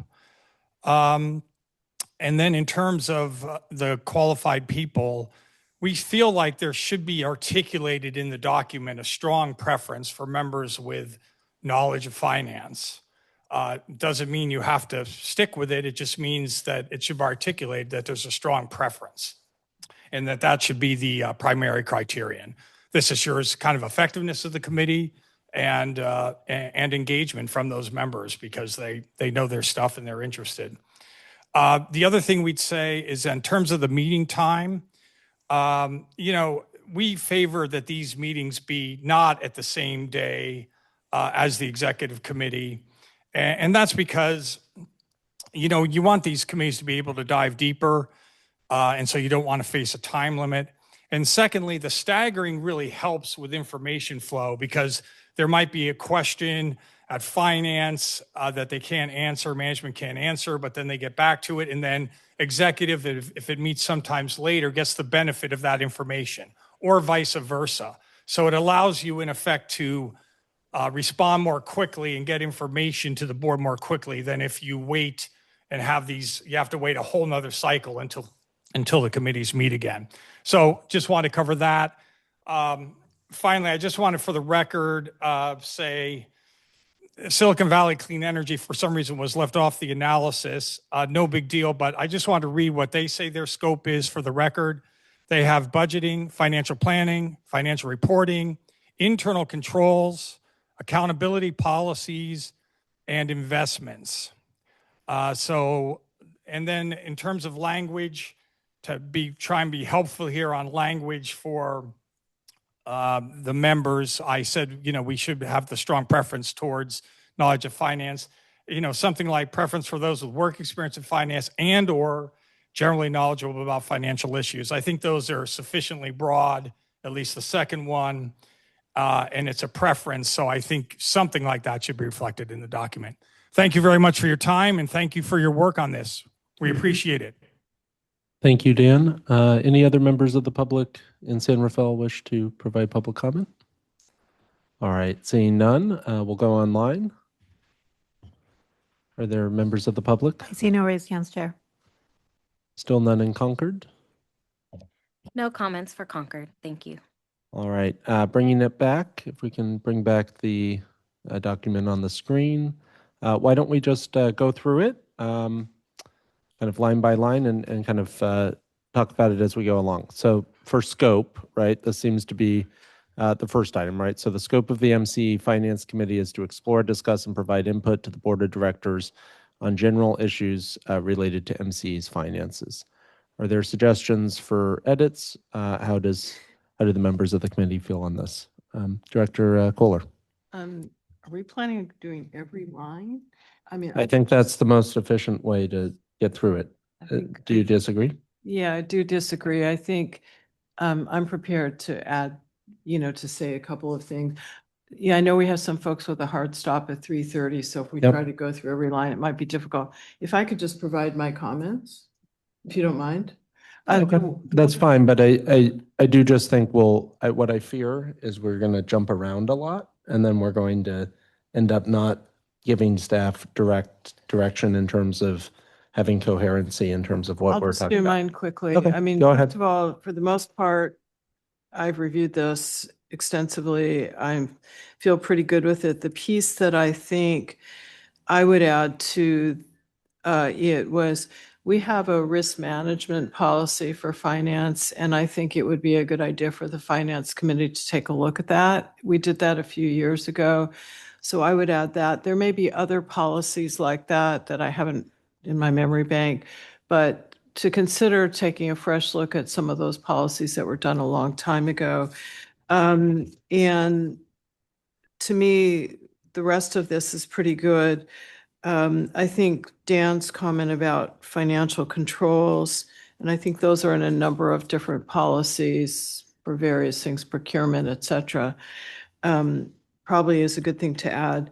As far as staying with just financial background, as I said in the last meeting, we all, because we serve on, elected boards, are familiar with budgets. And I personally think, while it's a good idea for people that specifically have worked in the field, I think there's a perspective that's different and very focused. So I think Dan's suggestion of financial background or general financial, sort of knowledge, because I know in my personal career, I've dealt with multi-million dollar budgets, but in my work on the city, we're dealing with multi-million dollar budgets as well, smaller in Fairfax. But I think all of us have experience. And I think for perspective and broader perspective than just very narrow, I would prefer that we kind of don't stay with that only. And then as far as the meeting time, I'm not interested in being on the finance committee, so I don't have a preference.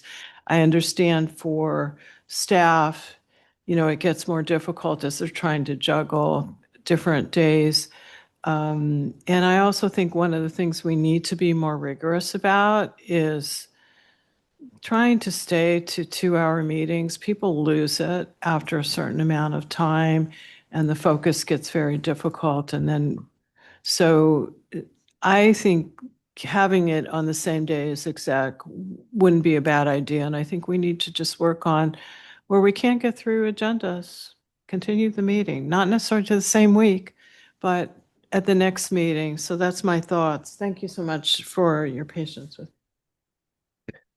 Thank you, Director.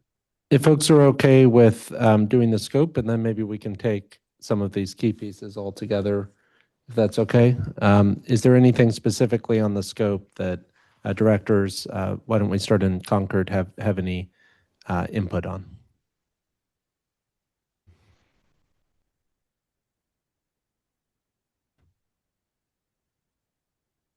I'm sorry, you're just referring to the first sentence? Just the first sentence. Okay, no, no changes. Okay. And in San Rafael, everyone feels good with it? Okay. Yep. Just the first sentence.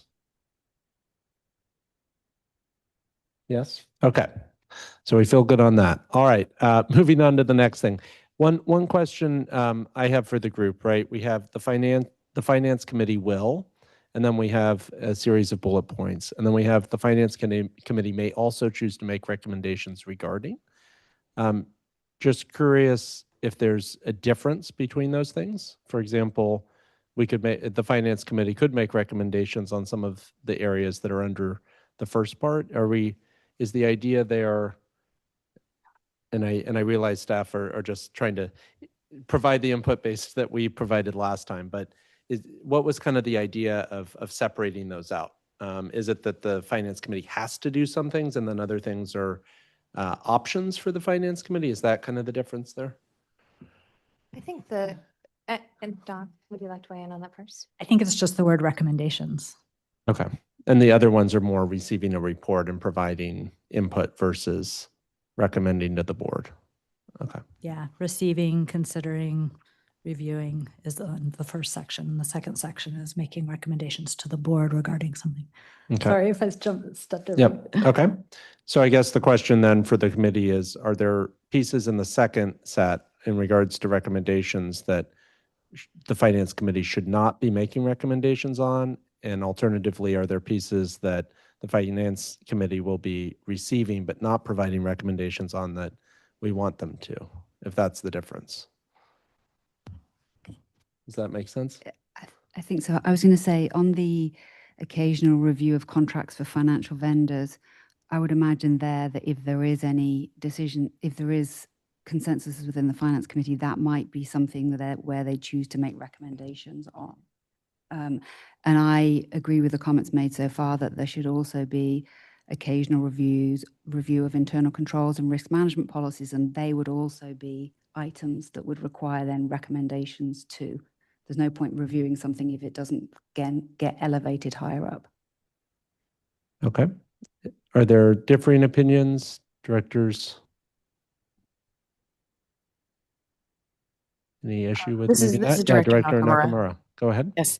I don't have a differing opinion, but I did hear that Director Kohler had talked about the risk management policy review, and so that sounds like it would fall under the latter set of bullet points, and any other older policies that could fall under that section there.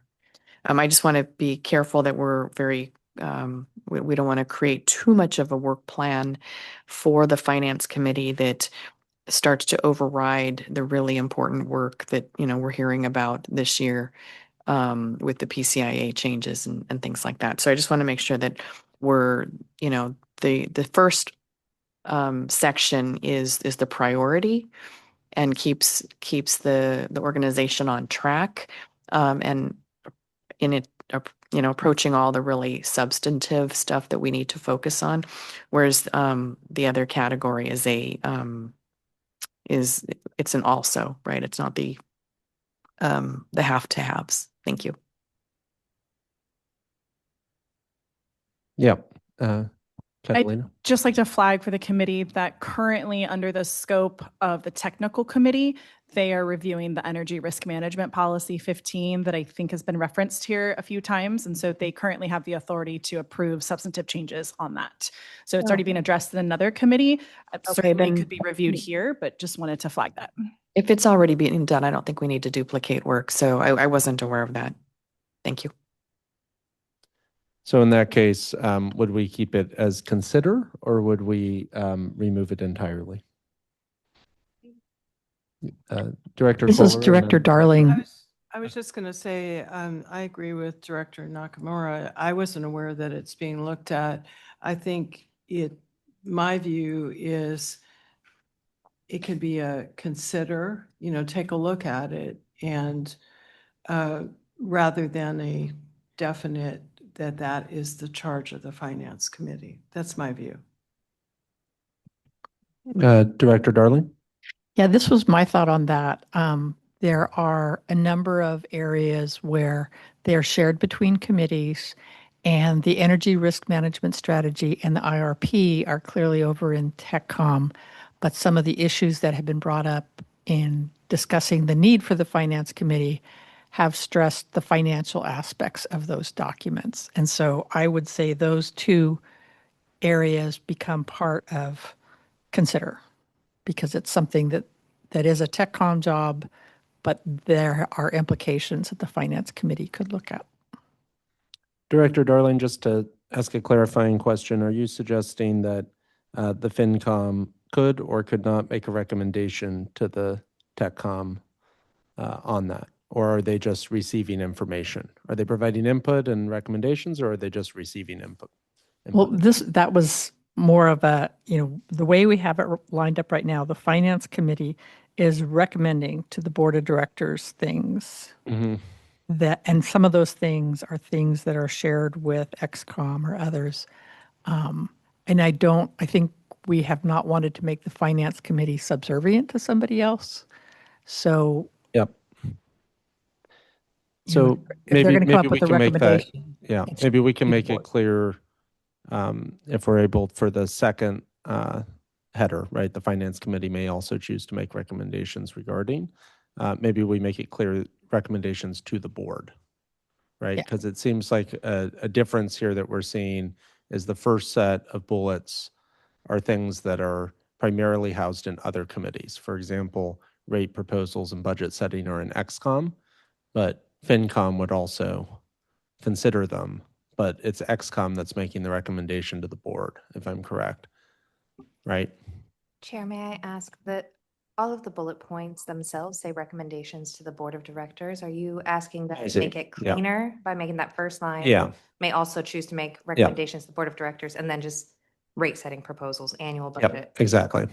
That change. Yeah, and I think there you would say rate setting, annual budget, entering into debt, policies related to finance, integrated the IRP, and energy risk management strategy. Yep.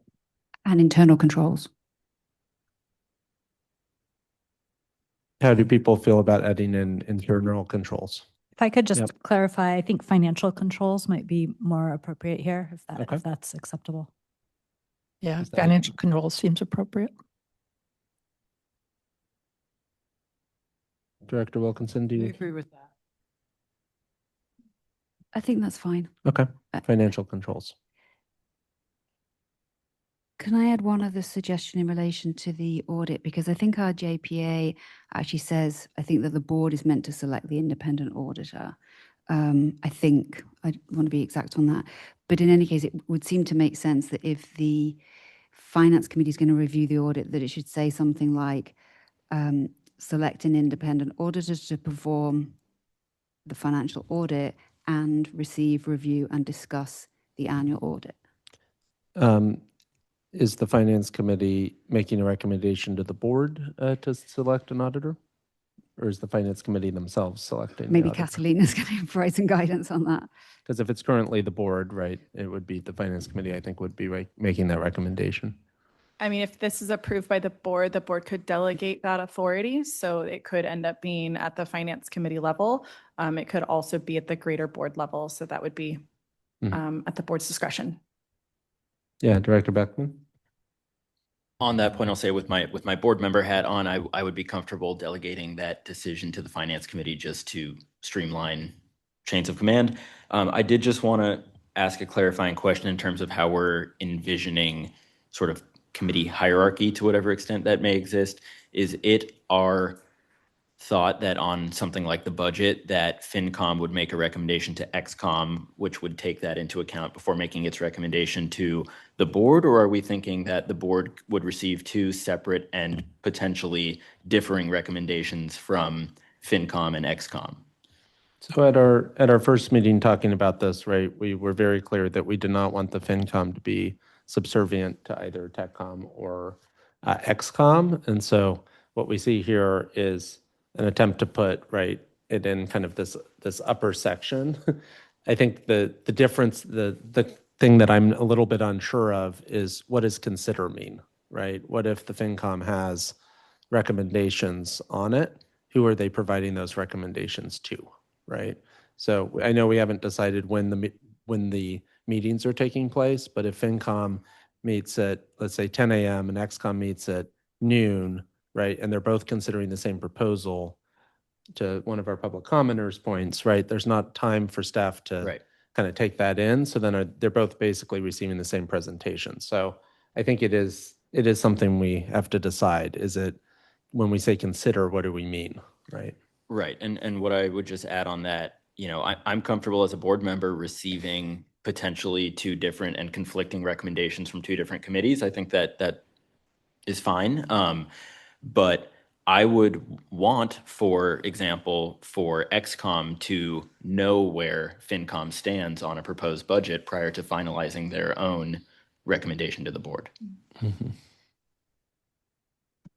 I mean, I would potentially FinCom could meet after XCOM, but yeah. Yeah, since I would think in a normal sort of cooperative environment, and what I've seen at other CCAs is the Finance Committee reviews these things first. It goes, there may be some amendments, there may not. It goes to XCOM. They may or may not make amendments, and then it gets kicked up to the board. I guess keeping that ability for the Finance Committee to report directly to the board if there is a conflict is potentially helpful, but I would think in a normal cooperative environment, it just moves up the chain. I don't know whether others disagree with that. I think I would prefer that it goes, that if we do have two separate committees look at it, that the potential for two different, recommendations to the board, I think would be good. Otherwise, I think in terms of just, there may be instances where there might be conflicting views on the budget and rate setting. So Director Andre, you're saying for both rate proposals and budget setting proposals that those would actually go under the second section, which is making recommendations to the board. Okay. Director Lauren Scolati? Yeah, I agree with Director Beckman about being able for the ExCom to get information from the finance on their decisions. So not that it's going to influence it, but just to know what's happening before. In terms of the date and timing, I agree, it's important to follow the staff recommendations, but I think from my point of view, I think it would be good just to set up like the first meeting and then the finance committee can decide when they're going to be meeting the day and the time, because I think, that would be important. Also, on the comments, from Director Kohler around the finance background, I agree with her, and I don't think that's necessary in terms of what we are discussing here. Everything else seems pretty good. Just wondering from what we evaluate in the ExCom meetings, if there's something redundant that can be eliminated, or if we are still going to continue with the same. So thank you. So just on that last point, Director Lauren Scolati, are you agreeing with Director Andre on moving budget setting proposals and rate proposals under the second section, or do you want to keep it where it just says consider? Or indicate that it's to recommend to the ExCom, right? Because what we didn't want is for FinCom to feel like they were just making recommendations to ExCom to choose to ignore or pass on. But we have to decide whether there could be a situation of conflicting recommendations. I think that's fine that there is a conflict. In fact, we've been in meetings with Cal Cities where you had two different committees that they have different recommendations. And I think that's healthy for the board to see. So, yeah. Okay. Turning it to Sorry, Chair. Yeah. But I would keep the consider rate proposals up in that upper section. I mean, it can be in both sections. I don't see that as being, I don't see that as being conflicting. I think the second section is really saying, yeah, okay, I see. So you think we should keep it in both? Yeah. Okay. I mean, I think I would probably change consider to evaluate. That just seems like a more precise word to me. Okay. And then occasional review, precision, I would say regular periodic review of contracts, just so that FinCom can decide how frequently they want to review, but it's on a regular basis. Thank you. Okay. Director Scales Preston, do you have any comments to add? No, I'm in everything that's on the screen. I'm in support of, and then some of the changes that are being added right now. I'm in support of that as well. I think it's good conversation, and look forward to moving forward with our new committee. Sounds good. Director Nakamura? Yeah, I had a question for a second there. I'm going to pass it to Director. I am Director Darley. One moment, please. Hang on. I was thinking about the question about the audit and the auditor, and I went back and opened up the JPA document, took a quick look at it, and the treasurer and the auditor, so the auditor, not the audit, are appointed by the board, and they don't necessarily need to be a board member. And then it says the board will conduct an independent audit to be made by a CPA or da da da da da. So I would say I am comfortable with the FinCom making a recommendation on who does the audit and treasurer and auditor, who is in the treasurer and auditor position. But I would think, since the FinCom is pretty small, that that should still be something that should come back to the full board. Okay. Director Beckman suggested it be delegated, which we heard is permitted, but it sounds like you have a differing opinion, which is fine. We can decide that. Yeah, just to clarify. Good. Okay. If I may. Yeah, Justine? I just missed some of the language on Yeah. regular review of contracts. I missed the second, I think there was a second part of what Director Andre said, and then I just want to confirm that there's a consensus to add that language. And then, if I may, under recommendations to the board, I heard Director Wilkinson earlier say there may be a time for recommendations for contracts for financial vendors, which maybe that broader category might capture what you're saying about recommendations for an auditor, but also, but I really defer to Director Wilkinson on her comment earlier. I thought I heard you say you'd like to be able to make recommendations on those contracts as well. So in addition to review, but if I heard that wrong, I apologize. Yeah, because there's not much point reviewing them if you can't make any recommendations. Yeah, so I just want to incorporate that language if there's a consensus for it on the committee. Yes. I'm comfortable with that. Does anyone have any concerns? Oh, yes. Support that. Concord directors support that as well. Okay. I have, my question is back in my head. If you'd like to All right. come back to me. Sorry. Go ahead, Director Nakamura. Okay, thank you. As far as the meeting dates and times, I do think that we should lean into staff's recommendation for how they want to help facilitate our meetings.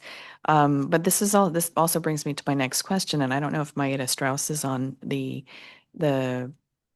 call, having to do with the hierarchy that we just discussed, and how that flow goes, and if there's from the finance director, if she can imagine how a recommendation here too. I'd like to hear her input. Is she on the call? Yes, she's on Zoom. Mayura, go ahead. Yes, I'm here. Can you elaborate a little bit more? Sure. Hi, Maeda. Hello. Hi. So one of the questions that came up with having to do with the hierarchy. We've already discussed kind of dates and times, and process for the organization is really important to keep things consistent.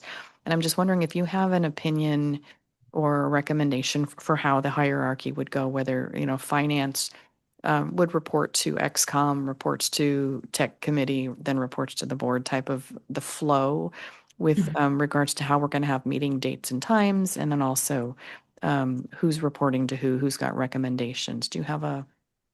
Sure. Do you have any I opinion? I was hoping that we could set on the scope of the committee first, so then we can think about how the hierarchy would work. So that's my thought on that. Okay. And I think, thank you. I appreciate that. The other thing I would mention, this is for the whole group here, is that taking the recommendation that we've heard from staff with having the finance committee first and then having XCOM on the same day, nothing's set in stone. This could be a living process here that we're working on, a living document. So if for some reason we find like, okay, that's not quite working for us, then we can always readjust. Thank you.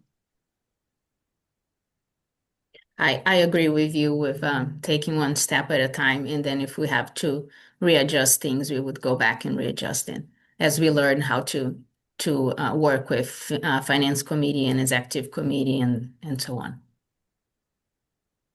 Great. Okay. I do want to just get back to the piece with Director Wilkinson for the contracts, right? So regular review of contracts. We wanted to move that down. Sounded like everyone was in support. Is the language that we have here on the last bullet point, is that get to what you're looking for? Contracts for financial vendors? Is there anything in addition? No, I think that's fine. And then as we've talked about with the audit, somewhere in that third bullet, there needs to be, if everyone agrees, something about selecting an independent auditor. And I didn't know whether there was consensus on whether that's delegated to the finance committee or whether it has to get kicked back up to the board. I mean, I think in practice there, staff is going to, I mean, you typically use the same auditor for multiple years. And so that recommendation would be coming from staff to the finance committee, correct? Does that sound right, Dawn? Yeah, I think that's likely, but certainly the finance committee could suggest that we look at others. But the process we've used in the past would be easy to continue. I think from my perspective, the finance committee is looking at the process, right? So if the finance committee decides that the current process works great, right, then staff recommends one, they go with that, right? If the finance committee felt like they'd want to discuss any changes to the process, then that would be within finance committee and not necessarily an XCOM or a full board. Or, it'd be a recommendation to the full board to change the process. So however we can capture, I think that kind of gets to it. And then it's not us to decide how that process works on XCOM today. It's actually for the finance committee to have that scope within them. It's not saying that they're going to make changes, but if changes were suggested at any point, that's where that discussion would be held. Chair, I'm curious if it broadly is covered under regular review of contracts for financial vendors. In parentheses, it does say investment advisors, auditors, and banking. And then we also have recommendations for contracts for financial vendors. I think this might be broad enough to give the financial committee some breadth there. And then they can, once the committee is, populated and held, that, as mentioned before, there could be changes brought forth by the committee to this scope document. I think that's good. I don't think it quite gets to the process, the audit process, right? Yeah. Yeah, I mean, I think an issue here is whether the board wants to delegate the appointment of an auditor, because that's what's specified in the JPA. So I think that's what we need to decide is, does the board want to delegate that power to the finance committee? So I don't know that we decide that here. I would be fine delegating it because honestly, if it is a well-known independent auditor, I think, most firms are capable of doing the audit, the annual audit. So I don't see that as a controversial thing, other than it should get reviewed and there should be an RFP that goes out on a regular basis for the auditor. So, and for, finance committee to undertake that process, I think would be fine. Because I mean, as a board, doing an RFP would just be, I just think it's time consuming and, I think it's better delegated to the finance committee. That's my personal opinion. I agree. And I think, right, that exact process, right, of thinking about an RFP, et cetera, having that discussion, right, we should put something in here in terms of it's not just a review of contracts, it's also having that conversation, right? So and maybe we making should any make recommendation. Solicitation, selection, and appointment of an annual auditor under the. This is Director Darling. I'm not ready to delegate something to a group of 5 people until they've got some track record. I think this is the selection. Financial controls are a big deal, and the audit is a big deal. And if everything goes fine at Finance Committee and they come up with a recommendation on the current audit process or a future audit process, it can come on consent calendar to the full board. But I would like to see the visibility at the board level on the consent calendar for any decisions on such a big part of our keeping the integrity of the organization together. Thank you, Director Darling. Director Lawrence Galati. Yes, I actually was going to say the same thing. And also like for us to be discussing here what the board should do in terms of delegation or not, I feel that that's something that needs to be brought to the board, not the executive committee. So we're making a recommendation today to the board. So the board has asked us to make a recommendation to them on the scope. So that's what we're they can change it. Right, but I would say yes, specifically on the selection of the auditor, if we are going to delegate that as a board to the finance committee, should be really highlighted. Yeah, okay, understood. Director Kohler? I think I'm next. Director Kohler here. I'm in agreement with Cindy Darling as well as Maika. I don't think it's the time to start delegating selection of the auditor to finance committee who isn't even up and running. And I also know, given my experience with audits at the various levels of government I've worked at, you don't do an RFP necessarily every year. Usually you get someone and you see how they do, and it usually works for about 3 years. Usually there's kind of a practice to every 3 years take a look at it. So I don't want to see this in the scope right now. I think you can certainly have them make some recommendations to the board, but not necessarily, I'm not prepared to start letting the board of direct or making a decision here to throw something in the scope that is kind of a big ticket item. It's a really big ticket item, and we have to see how this finance committee works. Just with other things that have been delegated to the executive committee as well as the technical committee, that did not happen on day one. It happened after some years of seeing how things worked before we started those delegations. So that's where I'm at. This is Director Nakamura, and I would agree with all of that. Okay, I'll jump in Director there as well. Wilkinson? Yeah, I think they're very fair points, and I think it's fine as described right now. Okay. So it's currently described as regular review of contracts for financial vendors, and that includes auditors. And then it also says the Finance Committee will is able, but doesn't have to make recommendations on contracts for financial vendors. Is there anything else, final pieces that directors want to add, hearing their colleagues' point of views? All right. Chair, may I add one correction? Yes, please. Bullet, the very first bullet, line item 10, just to be more precise, that monthly report is a monthly investment report from the treasurer. And so I'd just like to add that clarifying statement, or excuse me, clarifying word. Yep. I also just wordsmithing, I just curious if there's a reason we add a few words here. It says the Finance Committee may also choose to make recommendations to. Is there a difference between that and just saying the Finance Committee may make recommendations to? Just curious on the choose to. I think there's kind of a difference in difference? that,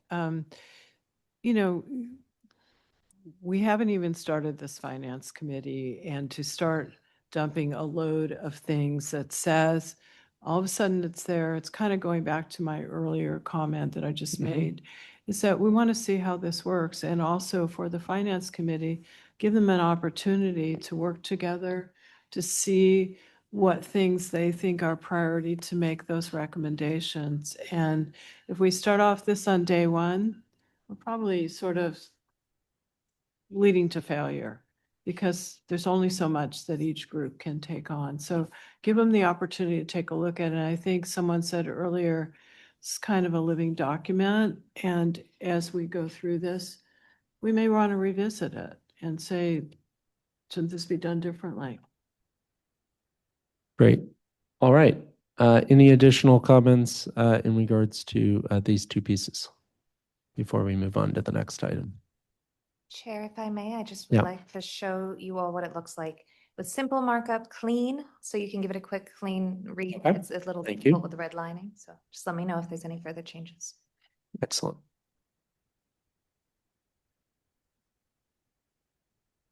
All right. Any comments in Concord? We'll move on to the committee size and member selection process next. All right. Currently, it reads the Finance Committee will consist of 5 to 7 MCE board representatives. Sounds like we're all in agreement on that. We talked about it last time. MCE strives to assemble a Finance Committee comprised of at least one representative from each county in the MCE service area.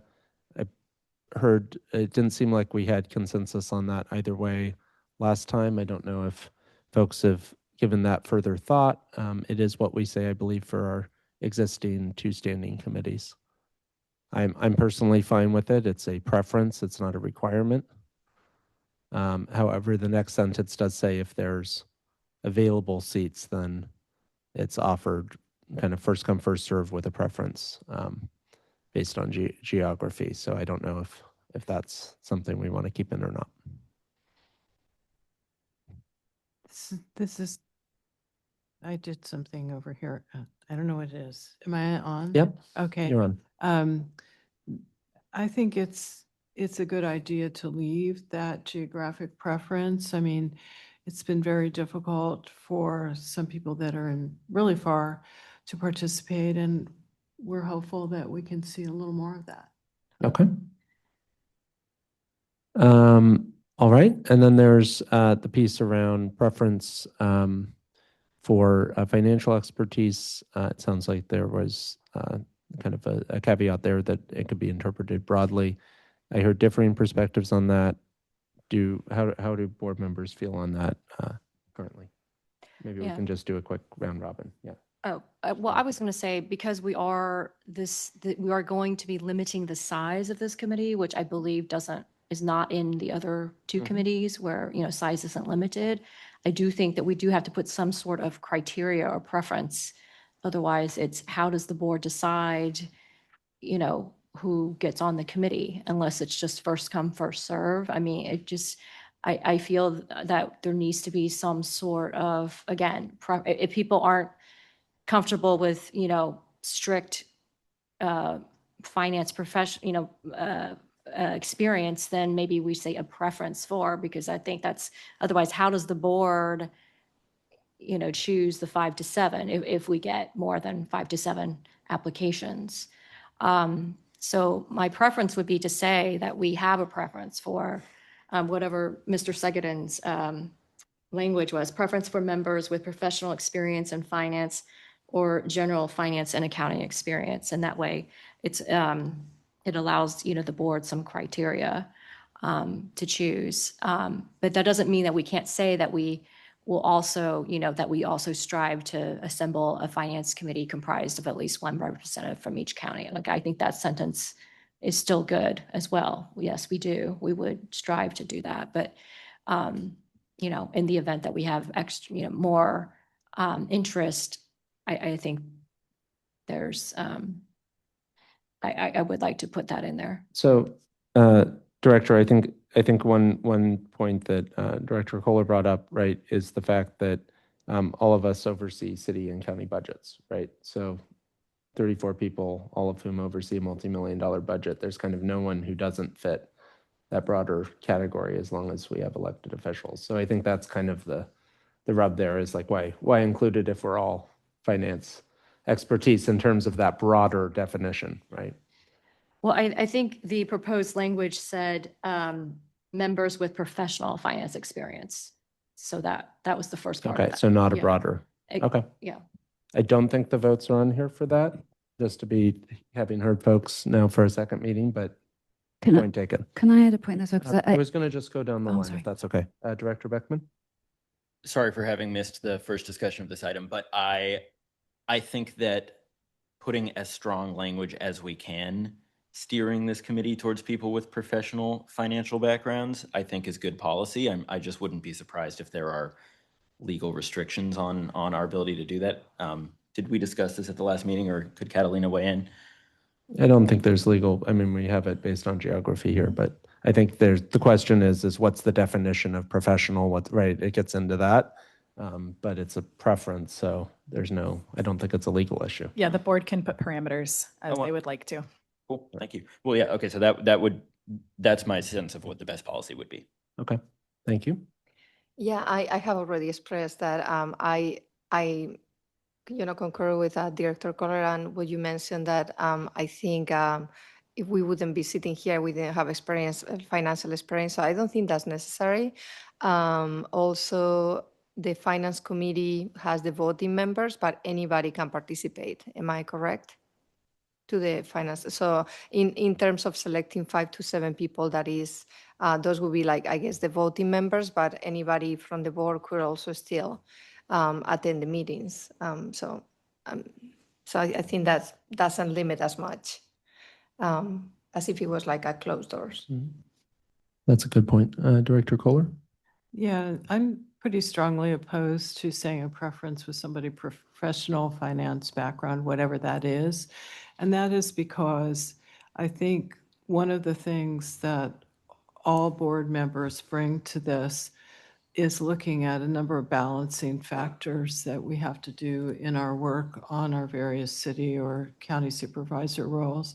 And I really do think, I mean, my sister's a CPA. She'd be great on this, but she would not have the broader experience. And I think I'm really worried about people with only professional finance background. And what is that? Somebody who's a trader? I mean, I don't think I would want them making decisions about our stuff. So I do feel we all have general, and I would not say accounting, just we all have general financial backgrounds. And I think where we run into a problem where there's that many people that are going to jump on this, and I don't really think there will be more than 7 people. I think let's let the board decide if we end up, and maybe what happens if so many people jump on the bandwagon, that we look at with the geographic preference. Let's make sure that we, have a couple people from Napa or a couple people from Solano, a couple people from Contra Costa. Let's just, and, so somebody is not going to get on. And that's the way it goes. But I'm really strongly opposed to that because I think we have that's too narrow a focus. Thank you, Director. Director Wilkinson? I'm going to disagree with Barbara. I know.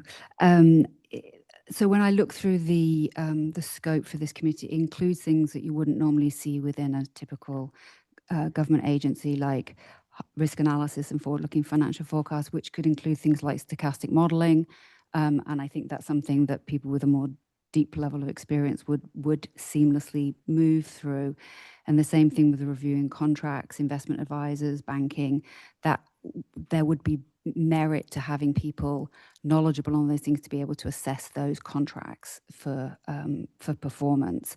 So I do agree that some of these items can be reviewed by members who've sat on city councils or county government, but there are definitely clear areas here where you need a deeper level of knowledge. And so I don't know whether we could find 5 or 6 people with enough experience, but I do think that a second qualifier beyond geography, which does say something along the lines of a preference for board members with what is quoted in another of the CCAs, who are generally knowledgeable about accounting and finance issues, just sets the bar a little bit higher when people are considering whether they want to step up for that committee or not. Because if we just give priority to geography, you could end up with a committee without any specialized knowledge, and then it sort of raises the question as to what the purpose is.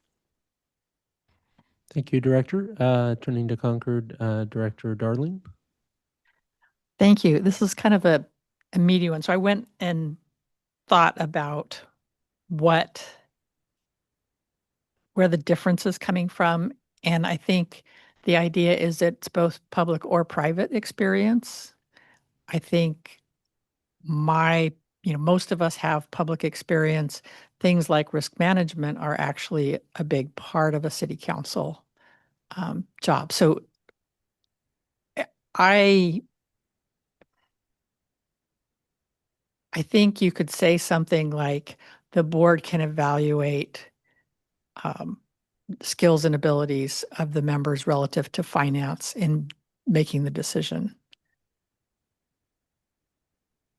And then let the propose, I think you're right, we might not get more than 7 people that are interested, but if we get more than 7 people interested, the board can then look at, okay, what experience do you have with budgeting, debt, investing, credit, risk management, planning, and you can all make your case as to what your experience is. Thank you, Director. Director Nakamura. Hey, thank you. I think we're on the right track here. I do agree with Director Kohler about this. I think that putting the language in there that really even further limits us on who is even possible to. Sometimes we have a hard time filling some of these committees. So I wouldn't want to limit it. I had heard in one of our prior meetings that some of the language we were talking about was either like preference or an interest in finance, if it was greater than what we already do on our own boards and commissions and councils. So I'm fine without specifying that in this policy. And I also do want to point out, we have, a very professional finance department. And I think they will bring the expertise to the table when it's needed. So I do want to also say that I do need to leave in about 5 to 10 minutes. So I don't know if we're going to be wrapping up by then, but I do think we're also on the right track. Thank you. Thank you, Director, and we can strive to do that. Director Scales Preston? Yes, thank you. I also agree. I think we're on the right track and moving forward. And I, I really don't want to limit us either. I've been around when we were like begging people to be on like XCOM and Tech Committee, TechCom. And so I want to just keep it open and broad. And to be honest with you, I think the people who are very interested in being on the Finance Committee those are going to be the ones that's going to apply. And so I'm not sure if we're going to get over 7 people to be on the committee. You have, a lot of new board members and, the interest here that's at XCOM. And so hopefully, some of our board members here on XCOM will be on the Finance Committee that's been very interested in being on the committee. I am not applying to be on the committee. I just want to make sure that it's something that we all can agree with while we're here and move forward. And Director Darling, I know you was thinking of a sentence I think you just mentioned. I'm also supportive of that if that helps come to a compromise. And perhaps we can move forward. And then myself, I also have a meeting at 4:00 that I won't be able to miss today. So I'll be here probably like up to 3:45, 3:40 at the latest. Thank you, Director. And I think we're just pretty quickly going to wrap up here. It seems like we're heading in a good direction. I would just say my personal views, I agree with Director Scales Preston, what you said. I don't plan to be on the Finance Committee myself. I think the people who are drawn to finance and who have a professional background outside of public service are going to be the folks most drawn to Finance Committee. That's how it works at our finance. The folks most focused on finance on our city council are the ones who take the lead on the finance issues, and the rest of us are fine deferring that, but also adding in perspectives that we bring, right, when it comes to the full council. So I don't think this is a big issue one way or the other. Just out of curiosity, the language Director Darlene suggested, is that amenable to folks who had That's a great compromise. strong views? Okay. Looking over here, Director Beckman, Director Andre, you're okay with what Director Darlene suggested? Director Darling, please, okay, repeat, okay. Yeah, I think you're on to finance, budget, risk management, investment.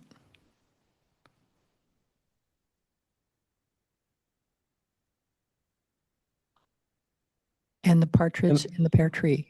And I like this in that it leaves it up to the board to determine, and board members will most likely look for the folks with who they view as having the most expertise, and that may be different depending on the board member, right? So I do agree, but what about the previous sentence there? Do we want to keep that in or strike that? Because that feels like it seemed like most folks were okay with it staying in. Is that correct? Yes, that's correct here in Concord. Okay.